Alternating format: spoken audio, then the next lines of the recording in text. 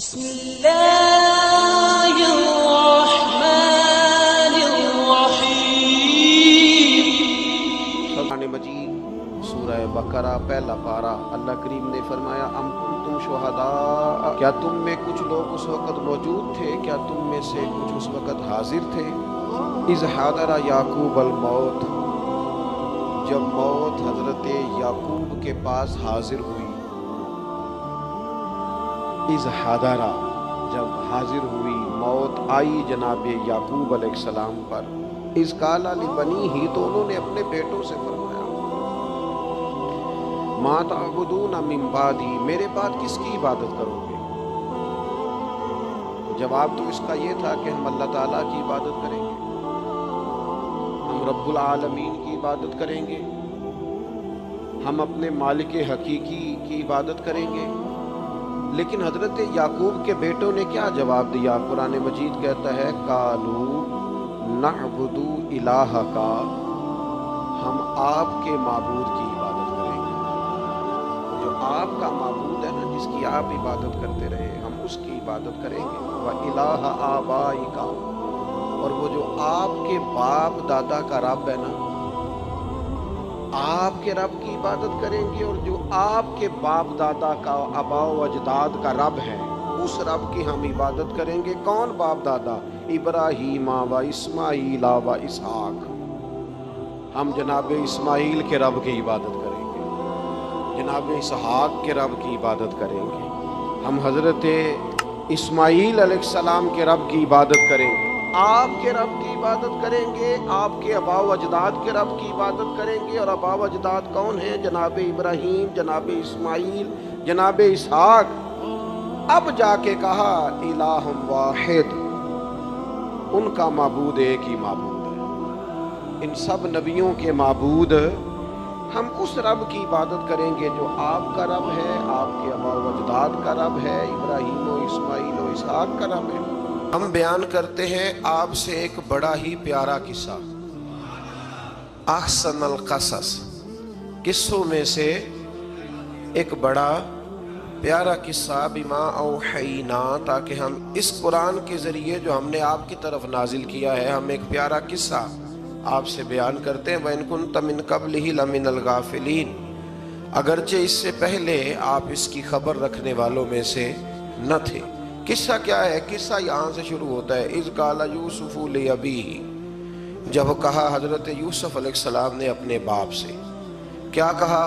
کہا یا ابتی، اے میرے باپ، انی رأیت احد عشر کوکبا، بے شک میں نے خواب میں دیکھے ہیں 11 ستارے، والشمس، اور سورج، والقمر، اور چاند، رأیتہم لی ساجدین، کہ وہ مجھے سجدہ کر رہے تھے۔ یہ خواب دیکھا حضرت ابراہیم علیہ السلام کے بیٹے حضرت اسحاق علیہ السلام، اور حضرت اسحاق علیہ السلام کے صاحبزادے حضرت یعقوب علیہ السلام۔ حضرت یعقوب علیہ السلام نے کئی نکاح فرمائے، اللہ نے آپ کو 12 بیٹے عطا فرمائے۔ 2 بیٹے تھے آپ کے، حضرت یوسف علیہ السلام اور حضرت بنیامین علیہ السلام، جو ایک والدہ سے تھے۔ حضرت یوسف علیہ السلام بڑے حسین و جمیل تھے، بڑے خوبصورت تھے۔ کچھ لوگ ظاہراً خوبصورت ہوتے ہیں تو کچھ کی ساتھ عادتیں بھی بڑی خوبصورت ہوتی ہیں، بڑے نفیس، بڑے فرما بردار، بڑی میٹھی ٹھنڈی بات کرنے والے۔ ہوتا یہ ہے کہ جب کوئی بچہ پیارا بھی ہو اور عادتیں بھی اچھی ہوں تو ماں باپ کی آنکھوں کا تارا بن جاتا ہے، باقی محنت کرنے کی بجائے شکوہ کرنا شروع کر دیتے ہیں۔ تو حضرت یوسف علیہ السلام کے والد حضرت یعقوب علیہ السلام اپنے بیٹے سے بڑا پیار کرتے تھے۔ اور آج اس واقعے میں آپ کو یہ بھی سمجھ آئے گی کہ ساری زندگی لوگوں نے ماں بیٹے کا پیار بیان کیا ہے، یہ وہ واقعہ ہے جس نے باپ بیٹے کا پیار بیان کیا اور انوکھے انداز میں بیان کیا۔ یعنی باپ اور بیٹے کے پیار کا بھی کوئی شخص کسی جگہ تصور کر سکتا، اسے ماپا اور تولا جا سکتا نہیں ہے۔ تو حضرت یعقوب علیہ السلام کے صاحبزادے تھے یوسف علیہ السلام، آپ بڑا پیار کرتے تھے، تو باقی بھائی تھوڑا حسد کرنے لگے، انہیں جلنا شروع کر دیا۔ حضرت سیدنا یوسف علیہ السلام ایک دن فرمانے لگے اپنے والد سے کہ ابا جی میں نے خواب دیکھا ہے کہ 11 ستارے، سورج اور چاند مجھے سجدہ کر رہے ہیں۔ کہا یا بنیا، لا تقصص رؤیاک علی اخواتک، کہ بیٹا اپنا خواب اپنے بھائیوں سے نہ بیان کرنا، اپنا خواب اپنے بھائیوں سے نہ بیان کرنا، فَيَكِيدُوا لَكَ كَيْدًا، ہو سکتا ہے وہ تیرے خلاف کوئی سازش رچیں۔ کیوں رچیں؟ اس لیے کہ ان الشیطان للانسان عدو مبین، بے شک شیطان آدمی کا کھلا ہوا دشمن، وہ ہر وقت وسوسہ اندوزی کرتا ہے، تو لہٰذا بھائیوں سے بات بیان آپ نے نہیں بیان کی۔ آہستہ آہستہ نا وہ حسد بڑھتا، حسد بہت بڑی بیماری ہے۔ اگر نبیوں کے بیٹوں میں ہو سکتا ہے تو عام انسانوں میں کیوں نہیں ہو سکتا؟ انبیاء کے بیٹے اگر کر سکتے ہیں تو عام لوگ بھی۔ آپ جب کسی شخص کو دیکھیں نا کسی کے بارے میں کچے جملے بول رہا ہے، کمزور بات کر رہا ہے، تو پہلے اچھی طرح ٹٹول لیں کہ حق بیان کر رہا ہے یا صرف حسد کے بیچ رہ کے گفتگو کر رہا ہے۔ بہت بڑی بیماری ہے۔ انہوں نے ایک چال بنائی 10 نے مل کے کہ اس طرح کریں کہ ان کو کوئی سخت سزا دیں، انہیں قتل کر دیتے ہیں۔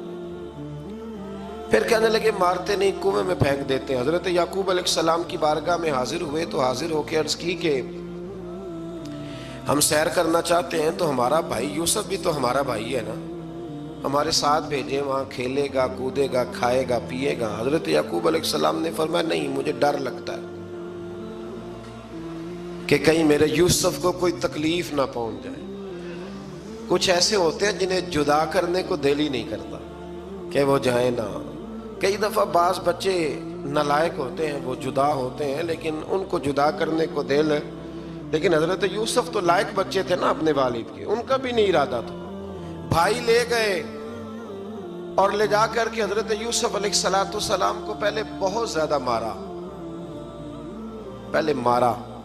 پھر حضرت یوسف علیہ السلام کا کرتا اتار کے ان کے ہاتھ باندھے، پھر بڑے بھائی نے یہودا نے رسی کے ساتھ باندھ کے کنویں میں لٹکا دیا، اور پھر جب درمیان میں پہنچے تو پھر رسی کو کاٹ دیا۔ حضرت یوسف جب گرے پانی میں آواز آئی تو ہنسے۔ مفسرین نے لکھا ہے کہ اللہ تعالیٰ نے حضرت جبریل امین کو بھیجا، فرمایا جاؤ میرے یوسف کو پکڑ کے نا تو احتیاط کے ساتھ نیچے رکھ دو۔ حضرت یوسف کو رکھ دیا گیا۔ 3 دن اور 3 راتیں جناب یوسف کنویں میں رہے۔ بچانے والا زیادہ بڑا ہے، محفوظ رکھنے والا زیادہ طاقتور ہے۔ 3 دن اور 3 راتیں کنویں میں رہے۔ انہوں نے کیا کیا کہ حضرت یوسف کا کرتا چونکہ اتار لیا تھا، 2 کرتے انہوں نے پہنے ہوئے تھے۔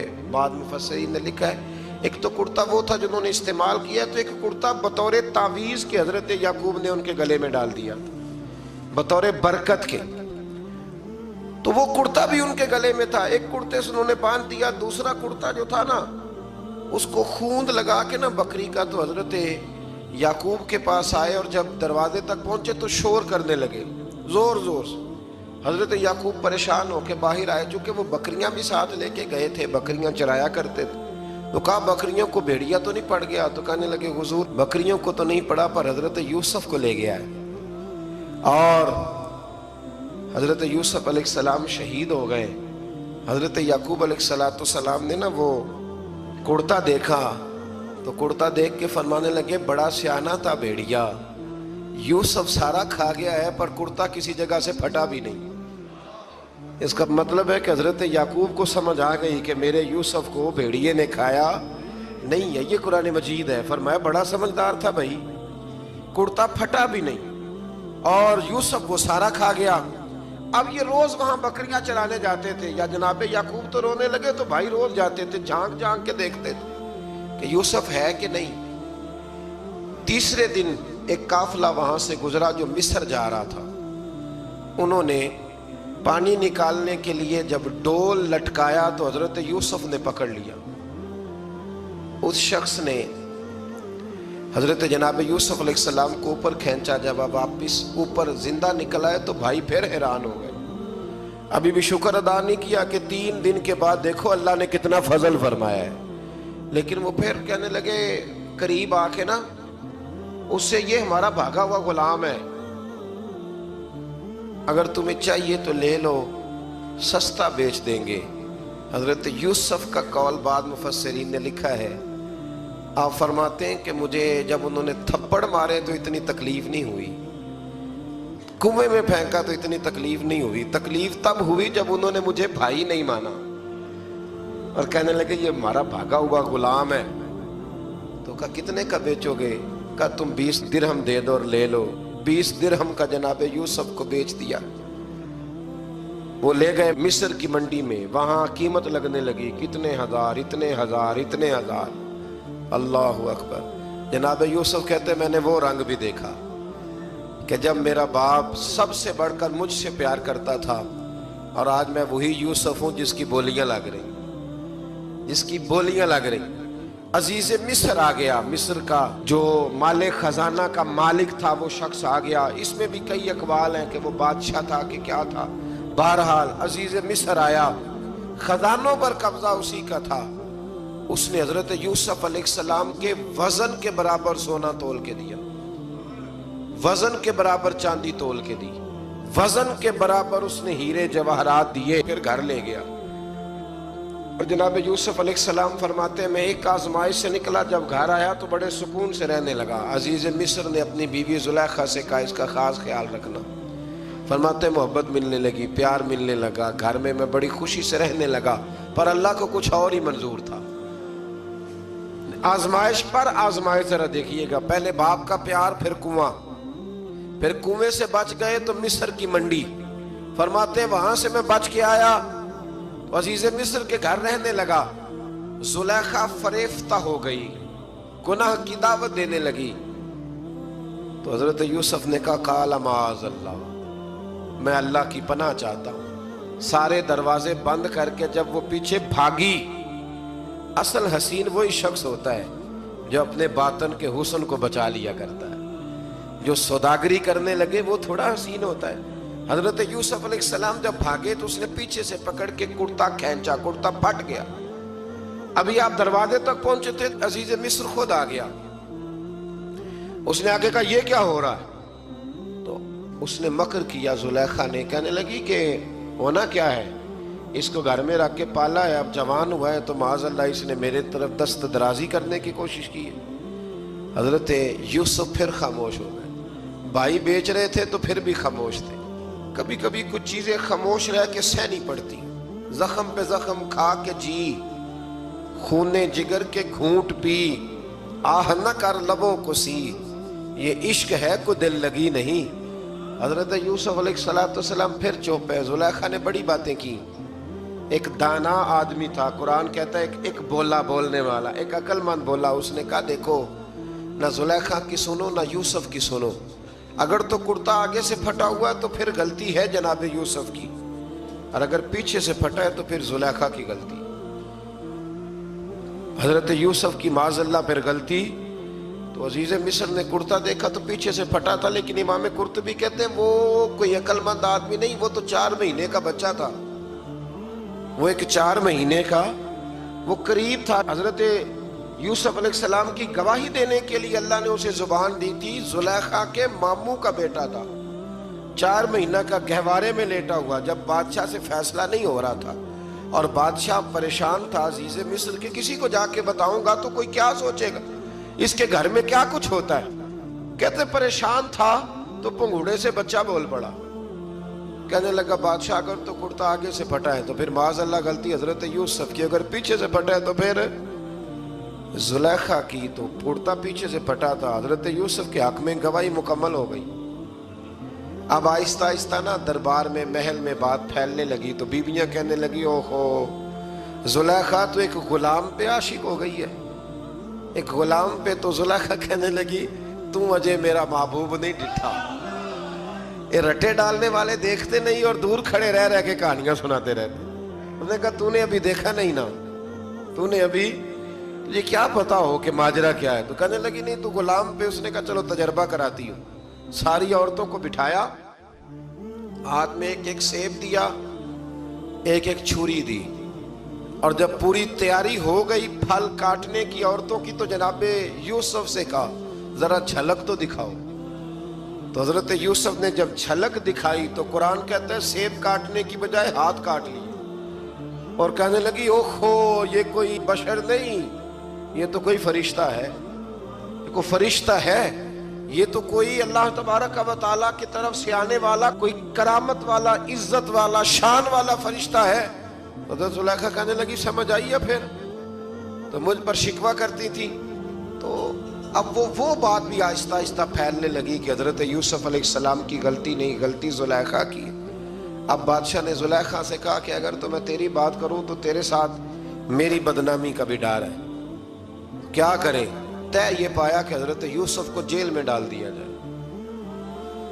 پہلے بھائیوں کے تھپڑ، پھر کنواں، پھر مصر کی منڈی، پھر زلیخا کا الزام، اور پھر باری آ گئی جیل جانے کی۔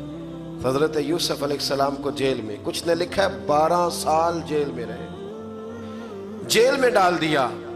حضرت یوسف علیہ السلام جیل میں کیا کرتے؟ واعظ فرماتے، تبلیغ فرماتے، لوگوں کو اللہ کی توحید کی دعوت دیتے۔ وہاں جیل میں نا ایک شخص نے خواب دیکھا، اس نے دیکھا کہ میرے سر پہ نا پرندے کھا رہے۔ تو حضرت یوسف کہنے لگے اس کی تعبیر یہ ہے کہ تجھے قتل کیا جائے گا، تیری لاش کچھ دیر پڑی رہے گی تو پرندے تیرے سر پہ آ کے بیٹھیں گے، یہ تعبیر ہے۔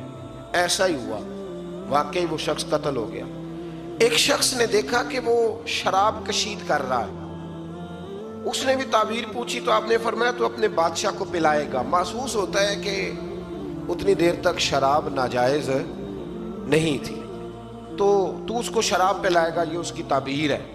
وقت گزرتا گیا، وقت جو ہوتا ہے نا، وقت یہ خود بخود لوگوں کی بے گناہی ثابت کر دیتا ہے۔ ایک وقت میں نا پراپوگنڈا ہوتا ہے تو ہر آدمی پراپوگنڈے کا شکار ہوتا ہے، پھر جب وقت گزرتا جاتا ہے تو خود بخود وقت کا گزرنا کچھ چیزوں کا خود بخود حل بن جاتا ہے۔ حضرت یوسف علی نبینا علیہ السلام کو جب 12 سال بیت گئے تو بادشاہ نے، عزیز مصر نے خواب دیکھا۔ اس نے خواب دیکھا کہ 7 موٹی تازی گائیں دبلی پتلی گائیں کو کھا گئی، اور 7 خشک بالیاں ہیں اور 7 سرسبز و شاداب بالیاں ہیں۔ اپنے وزیر سے کہنے لگا کوئی تعبیر والا بندہ ملے۔ اس نے کہا کہ ایک بندہ ہے جس کی تعبیریں بڑی سچی ہیں۔ کہا وہ کون؟ کہنے لگے جناب یوسف۔ تو قید خانے میں پیغام بھیجا حضرت یوسف کو کہ خواب کی تعبیر بتائیں، تو جناب یوسف نے یہ نہیں کہا پہلے مجھے باہر نکالو، یہ نہیں فرمایا۔ فرمایا تعبیر یہ ہے، یہ جو 7 خشک بالیاں دیکھی ہیں نا، اس کا مطلب ہے کہ 7 سال تنگ دستی رہے گی، اور 7 سرسبز بالیاں دیکھی ہیں تو پھر 7 سال اللہ خوشحالی دے دے گا۔ اور فرمایا یہ جو تم نے گائیں دیکھی ہیں موٹی تازی وہ کھا گئی، فرمایا اس کی تعبیر یہ ہے کہ کوشش کرنا کہ جو تمہارے پاس دن یہ چل رہے ہیں جن میں سرسبز و شاداب ہے کھیتیاں، تو 7 سالوں کے لیے اناج جمع کر لینا، بالیوں کے اندر ہی رہنے دینا، باہر نہ نکالنا، اور پھر اگلے جو خشک سال ہوں گے نا، وہ یہ جو جمع پونجی کی ہوگی نا، اس کی برکت سے وہ 7 سال آسانی سے۔ اس پر ہمارے مفسرین نے لکھا ہے، اس آیت پر صوفیاء اور بزرگ تو کہتے ہیں نا سارا اللہ کے راستے میں دے دو، یہ بھی بات اچھی ہے، لیکن اگر کوئی اپنے بچوں کے لیے آنے والے وقت کے لیے کوئی چیزیں سنبھال کے رکھے تو یہ بھی سورہ یوسف سے ثابت ہے، یہ بھی سورہ یوسف سے، تو یہ بھی کوئی ایسا فعل نہیں ہے جس پر کوئی شخص تنقید کر سکے۔ آمدام برسر مطلب حضرت یوسف نے جب تعبیر بتائی تو بادشاہ کہنے لگا کہ انہیں باہر نکالو۔ آپ فرمانے لگے میں نہیں نکلتا بھائی، نہیں نکلتا میں جیل سے، یہی ٹھیک ہوں میں۔ آپ کیوں نہیں نکلتے؟ کہنے لگے پہلے اعلان کر کے لوگوں کو بتا کہ میں بے قصور ہوں۔ وہ جو تو نے پراپوگنڈا کیا نا اپنے منہ سے اعلان کر۔ اس نے جناب زلیخا کو بلایا، ان عورتوں کو بلایا، وہ عورتیں ساری سامنے آئیں، انہوں نے گواہی دی کہ یوسف تو بے گناہ ہے۔ پر سال کتنے لگ گئے؟ اللہ اکبر، 12 سال لگ گئے۔ یقین کریں کچھ لوگوں کو یہ ثابت کرنے میں نا کہ میں ٹھیک ہوں زندگی بیت جاتی، اور میں تمہارا خیر کا ہوں زندگی بیت جاتی ہے۔ لوگوں کو ہوش تب آتی ہے جب مزار پر چادر ڈالنے کا ٹائم آ جاتا ہے، ہوش تب آتی ہے، لیکن پھر ہوش کا کوئی فائدہ۔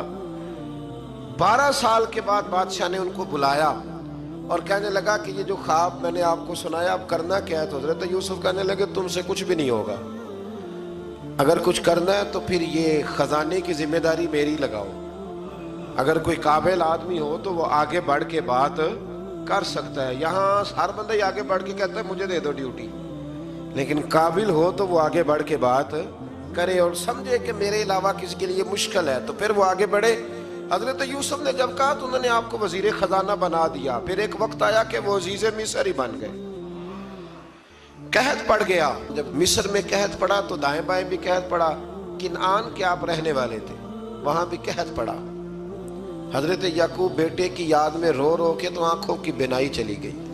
اور یارو باپ بھی بڑا ہی پیار کرتا ہے، بڑا ہی پیار کرتا ہے، بڑا ہی. پتہ ہے باقی تمہیں تحفے دیتے ہیں، باقی تم سے محبت کرتے ہیں، تو باپ تو بیٹے کو اپنی جوانی دے دیتا ہے، اپنی جوانی اپنے بیٹے کے نام کر دیتا ہے. باپ بھی بڑا ہی پیار کرتا ہے. سنگیو کوئی نہیں تول سکتا. بچے ایسے گھوم رہے ہوتے ہیں نا ابا جی کے سامنے، تو ان کا اٹھنا بیٹھنا چلنا ہی بڑا پیارا لگتا ہے، کا آنا جانا ہی بڑا پیارا لگتا ہے. باپ کا تو قد روز اونچا ہوتا ہے کہ اللہ نے مجھے لال عطا فرمائے. حضرت یعقوب کی آنکھوں کی بینائی چلی گئی رو رو کے. بھائی حضرت یوسف کے جب قحط پڑا تو انہیں پتا چلا کہ ایک واحد شہر مصر ہے جہاں گندم سٹاک ہے، جو کہ حضرت یوسف کو پتا تھا. خواب بادشاہ دیکھ چکا تھا تو آپ نے مال 7 سالوں کے لیے جمع کر لیا. اب بھائی آئے، اللہ اکبر، دشمن سامنے نظر آئے، مخالف حاسد، تو پھر انسان ٹھہرا رہے اور انسان کمزور نہ ہو، طاقتور ہو. اتنا طاقتور ہو کہ حکمران ہی بن گیا ہو. ذرا نبیوں کے حوصلے بھی دیکھنا، پیغمبروں کے حوصلے بھی دیکھنا. بھائی آئے، کہا گندم چاہیے، تو جناب یوسف نے اوہو پائیاں جیا ساکھ نہیں کوئی جی وچ خار نہ ہوئے. ہاں، اور میاں صاحب فرمایا کرتے تھے پائی پائیاں دیاں باواں ہوندے تے پائی پائیاں دے ویری. بھائی جیسے ہی داخل ہوئے تو جناب یوسف کی آنکھیں بھر آئیں، رو پڑے. او میرے بھائی آ گیا، رو پڑے. وزیر مشیر دائیں بائیں دیکھتے ہیں کہ حضرت یوسف وہ کیا ہوا، رو پڑے اور بھر بھر کے گندم دی. اس کو اشارے کرتے چل تھوڑی اور ڈال دے، چل تھوڑی اور ڈال دے. جب بھائیوں کو دے چکے تو پھر فرمانے لگے کہ شاید اس سے گزارا نہ ہو، ضرورت پڑی تو دوبارہ بھی آ جانا. اپنی قوم کو ترس دے رہے ہیں تھوڑا تھوڑا کھاؤ. ان بھائیوں کو کہتے ہیں ضرورت پڑی نا آ جانا دوبارہ. اور کہنے لگے تمہارا ایک اور بھائی بھی ہے. کہاں ہے؟ بنیامین نام ہے. فرمایا ہو سکے تو اسے بھی لے آنا. بھائی پیسے لے کے آئے تھے گندم لینے کے لیے، اور جب واپس جانے لگے تو حضرت یوسف نے ان کی رقم دوبارہ رکھ دی. وہ دوبارہ ان کی بوریوں میں رکھ دی. گھر جا کے انہوں نے کھولی تو گندم بھی تھی اور پیسے بھی تھے. بھائیوں سے پیسے تھوڑی وصول کرنے. جا کے اپنے والد سے کہنے لگے ابا بادشاہ بڑے دیکھے ہیں پر اس میں کوئی خوشبو دیکھی. تو اس نے کہا ہے کہ اپنے دوسرے بھائی کو بھی لے کے آنا، تو بنیامین کو لے جائیں.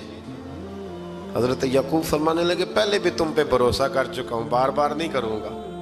یوسف گوا چکا ہوں. پوتے بول پڑے، کہنے لگے دادا جی آپ تو ہر وقت یوسف یوسف ہی کرتے رہتے. انہوں نے ضد کی، اصرار کیا، تو جناب بنیامین کو ساتھ وعدہ لے کے، عہد لے کے، قسم لے کے بھیج دیا حضرت یعقوب نے. جناب بنیامین بھی پہنچے مصر میں. یہ دونوں ایک ماں سے تھے، سگے دونوں تھے. حضرت یوسف نے جناب بنیامین کو دیکھا تو اپنے ساتھ بٹھا لیا اور ذرا باتیں کر کے نا ادھر بیٹھ جاؤ، ادھر بیٹھ جاؤ. اچھا نہیں ہے جگہ، آپ ادھر آ جاؤ میرے ساتھ بیٹھ جاؤ. بھائی تھا نا سگا. اچھا چلو ٹھیک ہے آپ ادھر آ جاؤ. بھائی کو ساتھ بٹھا لیا. ابھی جب چیزیں دینے لگے تو کان میں کہنے لگے، وہ پریشان تھے نا حضرت بنیامین کی یہ بندہ کیا کر رہا ہے، تو کان میں کہنے لگے میں بھائی ہوں تیرا، میں یوسف ہوں. تو اس طرح کہا یار تھوڑے دن میرے پاس رہ نہیں جاتا. حضرت بنیامین کہنے لگے رہ جاتا ہوں. رہ گئے جناب بنیامین. اب کہا نہیں میں نہیں بھیجوں گا. کچھ لوگوں نے یہ لکھا ہے کہ حضرت بنیامین کے جو بوری تھی اس کے اندر انہوں نے تھیلے کے اندر شاہی پیالہ رکھ دیا اور فرمایا اس کو ہم نہیں جانے دیں گے. ہمارا پیالہ کیسے، یہ نہیں کہا کہ یہ چور ہے، کہا پیالہ کیسے آیا اس کے تھیلے میں، لہذا یہ ابھی ہم رہے گا ہمارے پاس، دیکھیں گے. وہ باقی چلے گئے تو یہودا کہنے لگا کہ میں نہیں جاتا، میں یہیں ٹھہروں گا، اس لیے کہ میں باپ کو کیا بتاؤں گا کہ پہلے بھی میں کرتا میں ہی لے کے گیا تھا یوسف کا، اب میں کیا بتاؤں گا. واپس گئے اور جا کے بتایا کہ جناب بنیامین کو انہوں نے رکھ لیا ہے، معاملہ بن گیا ہے۔ وہ کہتے ہیں کیسے پیالہ آیا ہے؟ شاہی پیالہ۔ حضرت سیدنا یعقوب علیہ السلام فرمانے لگے میں نے تمہیں پہلے ہی کہا تھا کہ تم میرے بنیامین کو بھی لے جا رہے ہو، پہلے میں بھروسہ کر کے یوسف کے معاملے میں پریشان ہوں۔ فرمایا اس طرح کرو، جاؤ ڈھونڈو جا کے میرے یوسف کو اور ڈھونڈو جا کے میرے بنیامین کو، جاؤ تلاش کرو۔ اللہ اکبر۔ بھائی دوبارہ آئے، گندم بھی ختم ہو گئی تھی، آتے ہی کہا کہ اے عزیز مصر بڑی بری حالت ہے، ہم بڑے پریشان ہیں، ہمارے باپ کی رو رو کے آنکھیں چلی گئی ہیں، مہربانی کرو کچھ گندم بھی دے دو، اور اس طرح کرو کہ ہمارا بھائی بھی ہمیں واپس کر دو تاکہ ہم اسے لے جائیں اور ہمارے والد گرامی کی آنکھیں ٹھنڈی ہوں۔ حضرت یوسف علی نبینا علیہ الصلوۃ والسلام ان کی باتیں بھی سننے لگے اور غور سے ان کے چہرے بھی دیکھنے لگے، غور سے۔ تو جب انہوں نے حضرت یوسف علیہ السلام کی طرف غور سے دیکھا تو حضرت یوسف کہنے لگے مجھے پہچانتے ہو؟ پہچانتے ہو؟ کہا نہیں۔ فرمانے لگے میں یوسف ہوں۔ قال انا یوسف، کہنے لگے میں یوسف ہوں، اور حضرت بنیامین کی طرف اشارہ کر کے کہنے لگے وہذا اخی، اور یہ میرا بھائی ہے، میں یوسف ہوں اور یہ میرا بھائی ہے۔ اور فرمانے لگے اللہ نے ہم پر احسان کیا ہے، اور جو تقوی اختیار کرتا ہے اور صبر کرتا ہے اللہ تعالیٰ اس نیک کے اجر کو کبھی ضائع۔ یہ نہیں فرمایا میں نے بڑے تقوی کی یہ پرہیزگاری کی تو بچ گیا، فرمایا جو بھی تقوی اختیار کرے گا، جو بھی صبر کرے گا، اللہ اس نیک کے اجر کو کبھی ضائع نہیں کرے گا۔ پھر فرمانے لگے جاؤ آج تم پر کوئی گناہ نہیں، جاؤ ایک دم ہی اسی وقت ہی فرمایا جاؤ میں نے تمہیں معاف کیا، جاؤ میں نے تمہیں معاف کیا۔ اور فرمانے لگے میری دعا ہے کہ میرا رب بھی تمہیں معاف کر دے۔ پھر فرمایا یہ میری قمیض لے جاؤ، میرا کرتا، اور میرے باپ کی آنکھوں پہ ڈال دینا، امید ہے ان کی آنکھوں کی روشنی واپس آ جائے گی، جاؤ لے جاؤ۔ تو وہ کرتا لے کے گئے، اذهبوا بقمیصی ھذا، یہ میرا کرتا لے جاؤ۔ دیکھو اللہ والوں کے وجود سے جو چیز لگ جائے تبرک بن جاتی۔ تو وہ کرتا لے کے گئے، بھائی ابھی دور ہی تھے، تو قرآن مجید کہتا ہے ابھی وہ دور تھے تو سیدنا یعقوب علیہ السلام فرمانے لگے بھئی مجھے یوسف کی خوشبو آ رہی ہے، مجھے نا یوسف کی، اللہ اکبر، کون اندازہ کرے باپ اور بیٹے کی محبت کا، مجھے نا خوشبو آ رہی ہے، یوسف کی خوشبو، مجھے خوشبو آ رہی ہے۔ تو حضرت سیدنا یعقوب علیہ السلام کی آنکھوں پہ ڈالا تو روشنی واپس آ گئی۔ کعبہ جی ذرا چل کے دیکھو تو صحیح رب نے آپ کے بیٹے کو کتنی شانیں عطا فرمائی۔ چلو نا، یہ 72 لوگ تھے جو یہاں سے چلے کنان سے، اور ہزاروں کا لشکر لے کر حضرت یوسف آئے، ہزاروں کا لشکر لے کے والد کے استقبال کے لیے۔ اور جب باپ بیٹے کی ملاقات ہوئی تو امام غزالی فرماتے ہیں 4 لوگ دنیا میں بڑا ہی روئے ہیں، ایک حضور بڑا روئے ہیں امت کے غم میں، اور ایک سیدہ فاطمہ بڑا ہی روئی ہیں حضور کے وصال کے بعد، اور تیسرا فرماتے ہیں یعقوب بڑا ہی روئے ہیں حضرت یوسف کے لیے، بڑا ہی، اور چوتھے امام زین العابدین بڑا ہی روئے ہیں واقعہ کربلا کے بعد۔ یہ 4 لوگ بڑا ہی روئے۔ پھر جب ملاقات ہوئی دونوں کی تو اس درد سے ملاقات ہوئی کہ ہر آنکھ اشک بار ہو گئی، باپ بیٹا اتنی وارفتگی سے مل رہے تھے، اتنی وارفتگی سے کہ دائیں بائیں انہیں خبر ہی نہ رہی کہ باقی لوگ بھی ہیں۔ حضرت علامہ اسماعیل حقی نے لکھا ہے کہ جناب جبریل امین حضرت یعقوب کے کان میں کہنے لگے بس کریں، اوپر تو ذرا نظر اٹھائیں، فرشتے بھی دیدار کے لیے آئے ہوئے ہیں، دیکھیں اللہ کے فرشتے بھی آئے ہیں اس منظر محبت کو دیکھنے کے لیے۔ حضرت سیدنا یعقوب علیہ السلام، حضرت یوسف کی والدہ، اور پھر آپ کے 11 بھائی سارے آپ کے لیے سجدے میں گر گئے۔ تو حضرت یوسف کہنے لگے ابا جی یہ وہ میرا خواب ہے جو میں نے بچپن میں دیکھا تھا، یہ وہ میرا خواب ہے۔ حضرت سیدنا یعقوب علیہ السلام پھر کم و بیش لگ بھگ 23 سال، کچھ نے لکھا ہے 40 سال مصر میں رہے، اور جب وصال ہونے لگا تو حضرت یوسف سے فرمانے لگے بیٹا مجھے یہاں دفن نہ کرنا، مجھے وہیں لے جانا جہاں میرے والد دفن ہے۔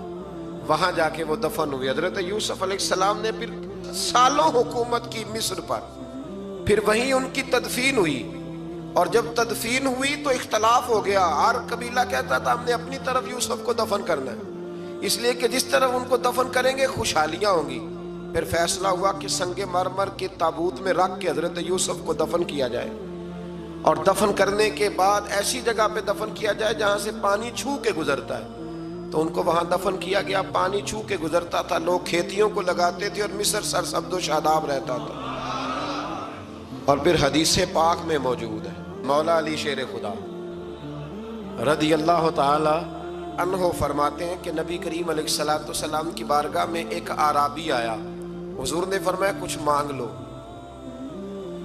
اس دیہاتی سے۔ حضور نے فرمایا ہے آج وہ مائل باتا، اور بھی کچھ مانگ لے۔ تو وہ کہنے لگا حضور آپ مجھے سواری کے لیے اونٹ دے دیں۔ حضرت علی کہتے ہیں میں نے کہا ہے افسوس، مانگا بھی تو کیا مانگا۔ حضور نے فرمایا چل کچھ اور مانگ لے۔ کہنے لگا چلے آنے جانے کے لیے کرایہ بھی دے دے، زادرہ بھی دے دے، کھانے۔ کیا مانگا؟ تو حضور علیہ السلام نے اسے دے دیا۔ تو محبوب فرمانے لگے تجھ سے تو موسیٰ علیہ السلام کے دور کی وہ بوڑھی اچھی تھی۔ کہا وہ بوڑھی کون سی بوڑھی؟ تو حضور علیہ السلام فرمانے لگے رب کریم نے حضرت موسیٰ کو حکم دیا کہ جب آپ مصر سے نکلیں تو حضرت یوسف کی قبر کو کھود کر ان کا تابوت بھی ساتھ لے جائیں۔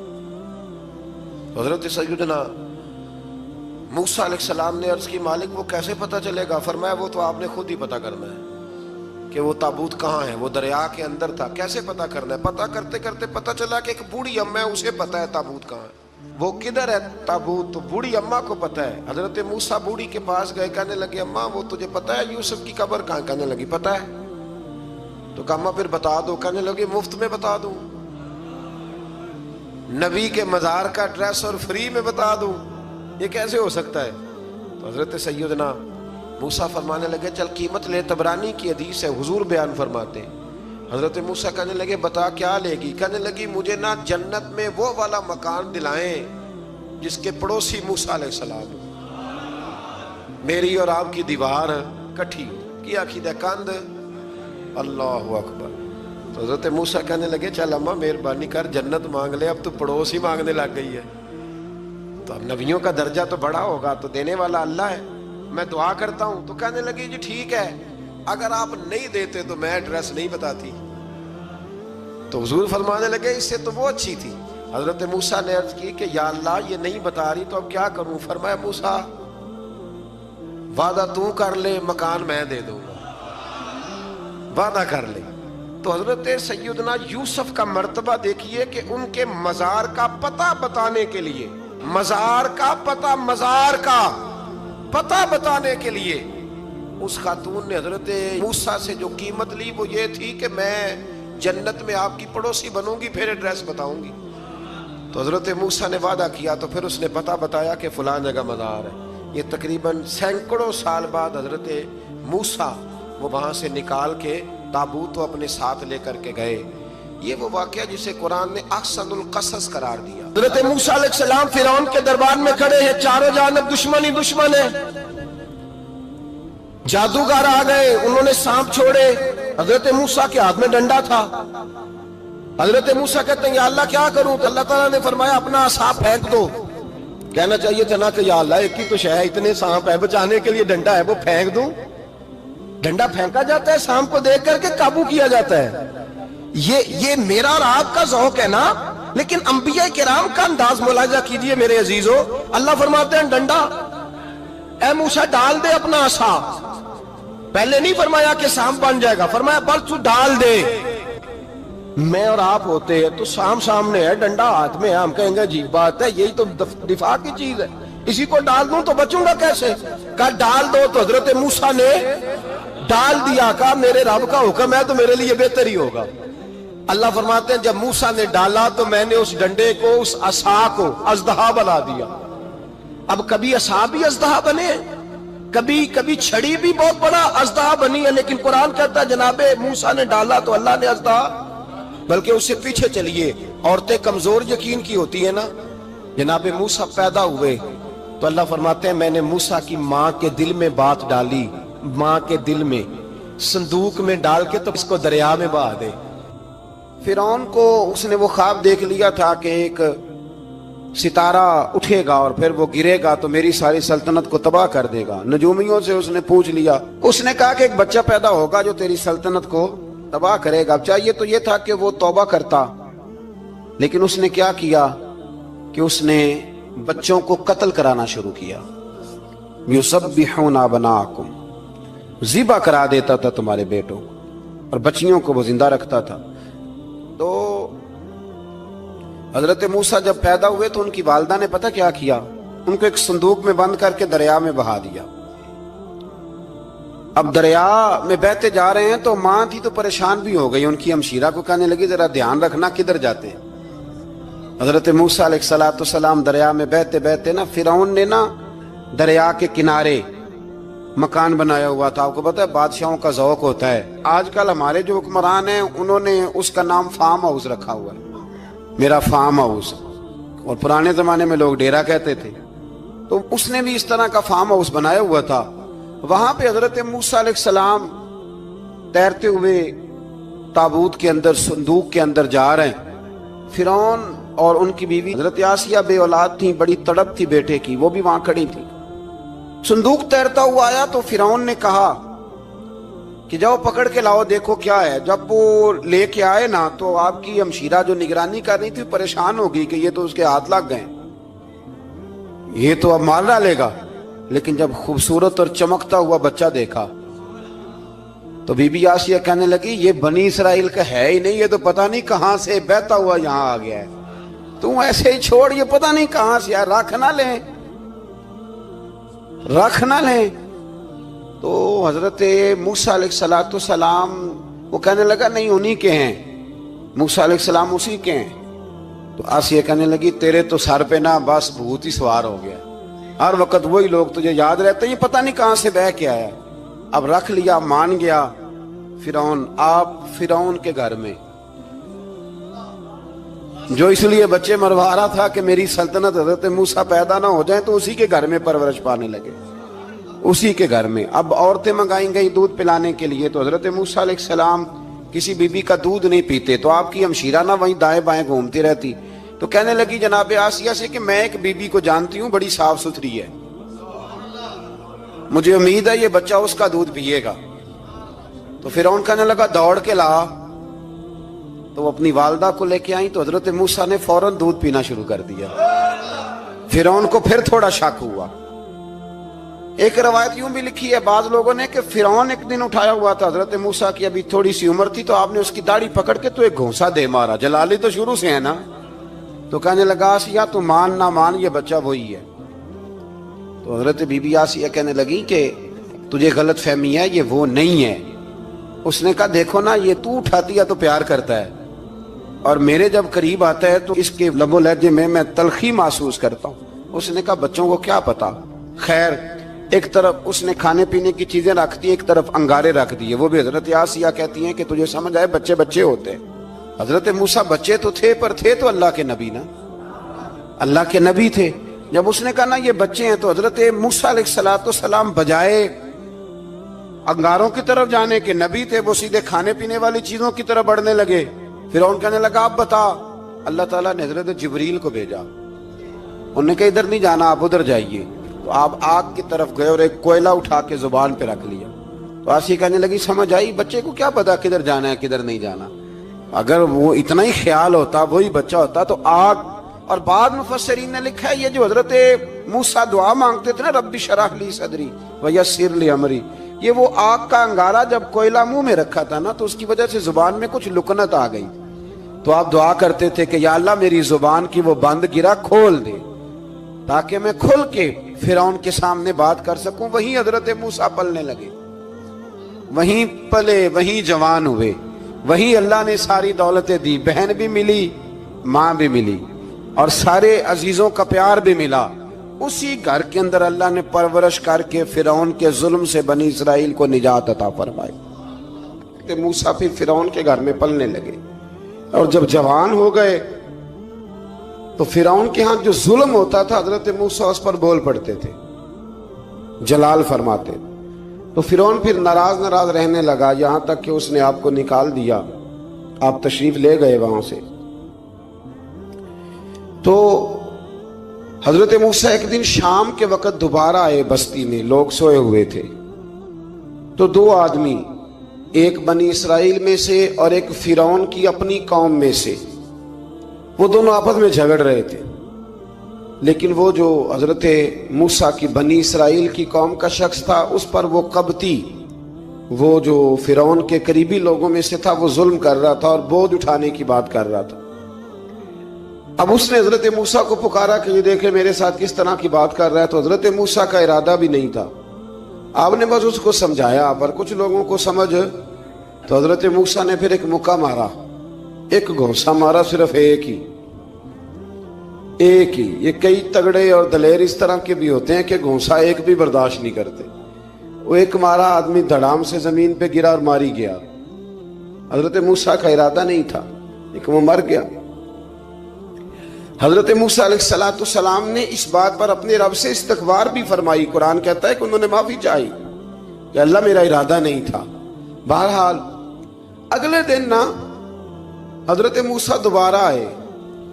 وہ سنا کرتے تھے نا ہم کہ بیوقوف دوست سے عقل مند دشمن بہتر ہوتا ہے۔ وہ کم از کم دشمنی تو عقل مندی سے کرتا ہے نا، لیکن جو بیوقوف دوست ہو بیوقوفی۔ حضرت موسیٰ دوبارہ آئے تو وہ بنی اسرائیلی اگلے دن کسی اور سے جھگڑا کر رہا تھا، پھر اس نے مدد کے لیے پکارا تو حضرت موسیٰ کہنے لگے مجھے لگتا یہ ہے کہ تیری عادت ہے، تو خود بڑا جھگڑالو ہے، تو نے روز نیا جھگڑا شروع کیا ہوتا ہے۔ حضرت موسیٰ جب اس کی طرف بڑھے نہ ڈانٹنے کے لیے تو اس نے شور کرنا شروع کر دیا، کہنے لگتا ہے جس طرح آپ نے اسے کل قتل کیا تھا مجھے بھی قتل ہی کریں گے۔ یہ انسانوں کا مزاج ہے کہ آپ جب تک کسی کے طبیعت کے مطابق چلیں گے وہ راضی رہتا ہے، اور ذرا آپ اس کی طبیعت سے ہٹتے ہیں تو وہ شور کرتا ہے۔ اس نے کہا جی آپ مجھے بھی لگتا ہے ماریں گے۔ حضرت موسیٰ کلیم اللہ علیہ نبینا علیہ السلام کے بارے میں جب اس نے شور کیا تو بات پھر فرعون کے دربار تک گئی۔ وہ تو پہلے ہی بہانہ تلاش کر رہا تھا، اس نے کہا ڈھونڈو پکڑو اور معاذ اللہ شہید کریں گے۔ کسی نے آ کے خبر دی کہ آپ جہاں سے ہجرت کر جائیں، اس لیے کہ آپ کے لیے یہاں حالات درست، اور بھائی یہ چھوڑ دیا کریں بات کہ فلاں آدمی کے حق میں فلاں جگہ حالات کیسے خراب ہوئے، تو نبی کریم علیہ السلام مکہ چھوڑ کے کیوں آئے؟ حضرت موسیٰ علیہ السلام نے ہجرت کیوں فرمائی؟ یہ ایک ایسی عجیب بحث ہے جس کو لوگ بلا وجہ چھوڑ دیتے، بلا وجہ چھیڑ دیتے ہیں۔ اور بالخصوص ایک خاتون نے ایک دفعہ مجھے پیغام دیا تو میں بڑی اس کی بات سن کے مجھے عجیب لگا۔ وہ کہنے لگی کہ دوسری جگہ میری شادی ہوئی ہے، مجھے طلاق ہو گئی تھی، تو مجھے ایک تانا روز سننے کو ملتا ہے تو اتنی اچھی ہوتی تو وہاں نہ رہ لیتی۔ تو بھئی یہ کوئی تانے والی بات ہے؟ کوئی ضروری ہے کہ بیوی غلط ہوتی ہے تو طلاق ہوتی ہے؟ اللہ کے محبوب علیہ السلام کی دو صاحبزادیوں کو ابو لہب کے دو بیٹوں نے طلاق بھیج دی تھی، کس کی غلطی تھی؟ تو آپ کیا کہہ سکتے ہیں یہاں کیوں طلاق؟ تو اتنی جلدی بات تھوڑی کر دیں گے آپ، تھوڑی احتیاط فرمائیں بولنے میں۔ تو حضرت موسیٰ علیہ السلام وہاں سے نکلے اور آپ مدین کی طرف چلے گئے۔ مدین وہ علاقہ تھا جہاں فرعون کی حکومت کوئی نہیں تھی۔ حضرت موسیٰ جیسے ہی وہاں پہنچے تو ان کے اندر ایک جذبہ تھا، ظلم ہوتا نہیں دیکھ سکتے۔ جب وہاں پہنچے تو انہوں نے دیکھا لوگ اپنے اپنے جانوروں کو گھاٹ پہ پانی پلا رہے ہیں، اور دو خواتین ہیں وہ بالکل پیچھے کھڑی ہیں۔ تو حضرت موسیٰ کلیم آگے بڑھ کے کہنے لگے تم کیوں نہیں پانی پلاتی؟ تو وہ کہنے لگی ہمارا بھائی کوئی نہیں، باپ ہمارا بوڑھا ہے۔ اللہ اکبر۔ مجبوری یہ ہے، ہم ہیں بھی پردہ دار گھرانے کی، مجبوری ہماری یہ ہے کہ جب تک یہ سارے لوگ پانی پلا نہیں لیں گے اتنی دیر تک ہماری باری نہیں آئے گی۔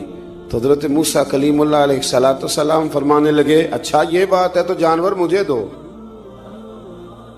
وہ ہو یہ رہا تھا کہ چونکہ مرد پانی پلا رہے تھے تو اور جتنے بھی مرد آتے جاتے تھے وہ گھستے جاتے تھے اور عورتیں بیچاری کھڑی تھیں۔ حضرت موسیٰ جھٹ سے آگے بڑھے، پیچھے ہٹو۔ ان دو خواتین پاک باز عورتوں کے جانوروں کو پانی پلایا اور پھر آپ دوبارہ وہیں بیٹھ گئے۔ وہ بیبیاں جلدی جلدی گھر گئیں، جا کے اپنے والد سے کہنے لگی ابا جی کمال ہو گیا، اس بستی میں ایک ایسا آدمی ملا ہے جو عورتوں کی طرف دیکھتا ہے تو نیکی کرنے کے لیے آگے بڑھتا ہے، جو مجبور اور بے کس کے لیے اچھے جذبات رکھتا ہے۔ فرمایا جلدی لاؤ، کچھ مفسرین اور طرف بھی گئے ہیں، لیکن جمہور نے لکھا ہے کہ وہ حضرت شعیب علیہ السلام تھے۔ حضرت شعیب نے گھر بلایا، اپنی ایک بیٹی کو بھیجا، فرمایا بیٹے بلا کے لاؤ۔ وہ جب گھر آئے تو آپ فرمانے لگے آپ میرے ساتھ اجرت طے کر لیں، 8 سال یا 10 سال آپ میری بکریوں کو چرائیں، میرے گھر میں رہیں۔ اور پھر فوراً ہی فرمانے لگے اگر آپ ہمارے گھر میں رہیں گے، دیکھ بھال کریں گے، تو میں اپنی ایک بیٹی کا نکاح بھی آپ کے ساتھ کر دوں۔ تو 8 سے 10 سال حضرت موسیٰ نے وہاں قیام فرمایا۔ اور پھر جب آپ کا نکاح ہو گیا تو آپ اپنی بیوی کو لے کے مصر کی جانب جا رہے تھے، تو رستے میں نا ٹھنڈ زیادہ ہو گئی، تو اپنی زوجہ سے کہنے لگے وہاں آگ جل رہی ہے، میں تیرے لیے آگ لے کے آتا ہوں تاکہ تو تاپ سکے، گرمی حاصل کر سکے۔ وہاں گئے تو درخت سے آواز آئی موسیٰ میں تیرا رب ہوں۔ درخت سے آواز آئی موسیٰ میں تیرا رب ہوں۔ اور حضرت موسیٰ کلیم اللہ کو وہاں وحی آنی شروع ہوئی، وہاں وہی اللہ تعالیٰ نے انہیں وہ عصا عطا فرمایا جو پھر بعد میں اژدہا بنتا تھا۔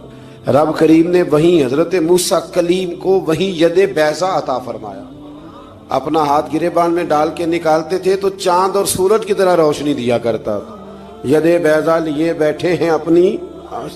میں کبھی کبھی کہا کرتا ہوں کہ مولا کے دینے کے انداز بڑے انوکھے ہیں۔ بھائی یوسف کو کنویں میں پھینکتے ہیں تو اللہ مصر کا حکمران بنا دیتا۔ تو پھر حضرت موسیٰ وہاں سے واپس آئے اور آ کر کے آپ نے دوبارہ وہ سارا نظام زندگی شروع فرمایا۔ موسیٰ علیہ السلام نے ان کو دعوت حق دی اور کہا کہ میں تمہارے پاس واضح نشانیاں لایا ہوں، بنی اسرائیل کو میرے ساتھ بھیج دو۔ فرعون نے معجزات پیش کرنے کے لیے کہا تو حضرت موسیٰ علیہ السلام نے اپنا عصا زمین پہ ڈالا، اپنا عصا، اپنی چھڑی، اپنا ڈنڈا زمین پہ ڈالا تو وہ ایک واضح اژدہا بن گیا۔ پھر حضرت سیدنا موسیٰ علیہ السلام نے اپنا ہاتھ گریبان سے نکالا تو وہ دیکھنے والوں کے لیے روشن ہو گیا، ہاتھ کے اندر نور پیدا ہو گیا۔ ید بیضا لیے بیٹھے ہیں اپنی آستینوں میں۔ فرعون کے سرداروں نے حق کو قبول کرنے کی بجائے اسے جادو قرار دے دیا اور کہا کہ یہ تمہیں اپنے ملک سے نکالنا چاہتا ہے۔ انہوں نے کہا اس معاملے کو ذرا ڈھیل دو اور جادوگروں کو جمع کرو۔ جادوگر آئے، انہوں نے فرعون سے کہا کہ ہم حضرت موسیٰ کے مقابلے میں جادو تو دکھائیں گے معاذ اللہ، لیکن اگر ہم غالب آ گئے تو پھر ہمارا انعام کیا ہوگا؟ سودا پہلے طے کرنا ہے، کیا انعام ملے گا؟ اس نے کہا کہ اگر تم غالب آ گئے تو میں تمہیں اپنا قریبی بنا لوں گا۔ بادشاہوں کا قریبی ہونا بھی تو بڑی بات ہے نا، لوگ بڑے پاپڑ بیلتے ہیں قریبی ہونے کے لیے۔ اور یہ جو قریبی ہوتے ہیں نا، بالخصوص جو بادشاہوں کے قریبی ہوتے ہیں، بادشاہوں کی تباہی کا سبب بھی یہی لوگ ہی بنتے ہیں۔ یہ ان کو روز خبر دیتے ہیں کہ سب اچھا ہے، سب اچھا ہے۔ اور دنیا کے زیادہ تر حکمران انہی لوگوں کی وجہ سے تباہ ہوتے ہیں، چونکہ ان کا خود عوام سے رابطہ نہیں رہتا۔ اگر وہ خود عوام کے ساتھ ڈائریکٹ رابطہ کریں تو شاید انہیں اچھی اور صاف ستھری چیزیں سمجھنے کو مل جائیں۔ خیر، جادوگروں نے جب کہا ہمیں کیا دو گے تو اس نے کہا تمہیں قریبی بنا لوں گا۔ جادوگروں نے موسیٰ علیہ السلام سے کہا کہ آپ پہل کریں گے یا ہم پہل کریں؟ تو موسیٰ علیہ السلام نے کہا تم پہل کرو۔ جب جادوگروں نے اپنی رسیاں زمین پہ ڈالیں تو لوگوں کی نگاہوں کو سحر زدہ کر دیا، جادو کر دیا اور انہیں ڈروا دیا۔ انہوں نے کہا یہ تو بڑا جادو لے آئے۔ اللہ تعالیٰ نے حضرت موسیٰ علیہ السلام کو حکم دیا کہ آپ بھی اپنا عصا زمین پہ ڈالیں۔ ان کی رسیاں سانپ بن گئی تھی نا، دراصل وہ سانپ بنی نہیں تھی، لوگوں کی آنکھوں پر جادو ہو گیا تھا، انہیں سانپ نظر آ رہا تھا۔ فرمایا آپ بھی اپنا عصا زمین پہ ڈالیں۔ وہ عصا سانپ بنا اور جادوگروں کی ساری چیزوں کو نگل ہی گیا۔ ان کی بہت ساری رسیاں سانپ بنی تھی، ان کا ایک ہی عصا سانپ بنا اور سب کو نگل گیا۔ اس طرح کے معجزے کی حقانیت اور جادوگروں کا بطلان ثابت ہوا اور فرعونی رسوا ہو گئے۔ جادوگر سجدے میں گر گئے اور اللہ پر ایمان لے آئے۔ فرعون نے انہیں دھمکی دی کہ تم میری اجازت کے بغیر ایمان لے آئے ہو، میں تمہارے ہاتھ اور پاؤں مخالف سمت سے کاٹ دوں گا، یعنی الٹا ہاتھ کاٹ دوں گا، سیدھا پیر کاٹ دوں گا، میری بغیر اجازت ایمان لے آئے ہو، اور تمہیں سولی پہ بھی چڑھوا دوں گا۔ انہوں نے کہا کہ ایمان لانے کی پاداش میں تم ہمیں سزا دینا چاہتے ہو؟ پھر انہوں نے اللہ تعالیٰ سے صبر اور استقامت کی دعا کی۔ اس کے بعد فرعون نے بنی اسرائیل کے بیٹوں کو قتل کرنے کی اور بیٹیوں کو زندہ چھوڑنے کا حکم دے دیا۔ موسیٰ علیہ السلام نے قوم کو صبر کی تلقین کی اور کہا کہ نیک انجام اہل تقوی کے لیے۔ یہاں ایک لطیف بات ہمارے صوفیاء نے بھی لکھی ہے۔ صوفیاء کہتے ہیں کہ فرعون نے کلمہ نہیں پڑھا پر جادوگر کلمہ پڑھ گئے۔ وہ کس طرح کلمہ پڑھ گئے؟ تو کہنے لگے دراصل انہوں نے آتے ہی حضرت موسیٰ کا ادب بڑا کیا تھا۔ جادوگر حضرت موسیٰ کے مقابلے میں آ کے بھی ان سے کہتے ہیں کہ رسیاں آپ پہلے ڈالیں گے کہ ہم ڈالیں؟ آپ اصحاب پہلے رکھیں گے کہ ہم رکھیں؟ تو اتنا سا ادب کیا تو رب کریم نے فرمایا جو نبی کا ادب کرے وہ بے ایمان نہیں رہ سکتا۔ جو نبی کا ادب کرے وہ بے ایمان نہیں رہ سکتا، اور جو نبی کی بے ادبی کرے وہ ایماندار نہیں رہ سکتا۔ ختم ہو گئی بات۔ یہاں ہمارے صوفیاء نے یہ بات لکھی ہے کہ چونکہ انہوں نے آتے ہی کہا تھا کہ آپ پہلے ڈالیں گے یا ہم پہلے ڈالیں، تو حضرت موسیٰ سے انہوں نے پوچھ لیا، نبی کے پوچھے بغیر پہل نہیں کی تو اللہ نے انہیں ایمان کی دولت عطا کر دی۔ اللہ تعالیٰ نے فرعونیوں پر قحط سالی کا عذاب نازل کیا۔ فرعونیوں کا طریقہ یہ تھا کہ اچھائی کو اپنا کمال گردانتے تھے، کہتے تھے یہ ہماری طرف سے، اور برائی کو معاذ اللہ بدشگونی کے طور پر موسیٰ علیہ السلام کی طرف منسوب کرتے تھے، کہتے تھے معاذ اللہ آپ کی وجہ سے یہ سارا کچھ ہو رہا ہے۔ ہوتے نا، نہیں کہتے ہیں جب سے میں وہاں گیا ہوں تب سے۔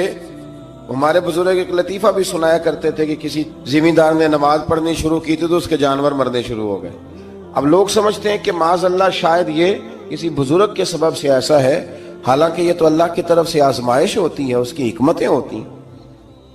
اللہ تبارک و تعالیٰ نے ان پر عذاب کیا نازل کیا؟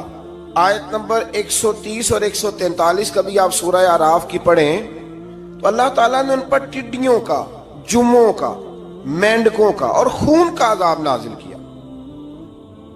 یہ کس قسم کا عذاب ہے؟ جمعے پڑ گئیں، ٹڈیاں آ گئیں، یہ اللہ نے عذاب نازل کیا۔ جب وہ عذاب میں مبتلا ہوئے تو موسیٰ علیہ السلام سے کہا کہ آپ اللہ سے دعا کریں کہ ہم سے یہ عذاب ٹل جائے، اگر ایسا ہوا تو ہم ایمان لے آئیں گے، بنی اسرائیل کو بھی آزاد کر دیں گے۔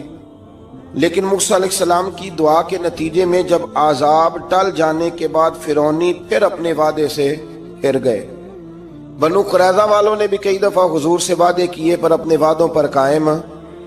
ایک بات آپ سے یہاں روک کے عرض کر دوں، ہم بھی کئی دفعہ کہتے ہیں ذرا بریک کبھی گاڑی کی نہیں نہ لگتی تو ہم ارادہ کرتے ہیں کہ آج سے ہی نماز شروع کر دینی۔ ذرا طبیعت زیادہ لیل ہوتی ہے تو ارادہ کرتے ہیں نا کہ بھائی آج کے بعد ہم نے نیک، پھر کیا ہوتا ہے؟ شفا ہو گئی تو چھٹی ہو گئی۔ یہ طریقہ درست نہیں، یہ تو کفار کا طریقہ بیان کیا نا قرآن پاک نے۔ یہاں فرمایا جب اللہ تبارک و تعالیٰ نے انہیں نجات دے دی تو اپنے وعدے سے مکر گئے، تو پھر اللہ تبارک و تعالیٰ نے بنی اسرائیل کو سمندر پار کر کے ایسی قوم کے پاس پہنچا دیا جو بتوں کی پرستش کرتی تھی۔ وہ تو بچ گئے لیکن فرعونی سارے دریا کے اندر غرق ہو گئے۔ حضرت موسیٰ علیہ السلام سے کہنے لگے کہ ہمارے لیے بھی ایک خدا بنا دیجئے۔ حضرت موسیٰ علیہ السلام نے فرمایا بت پرستی کرنے والے جاہل ہیں۔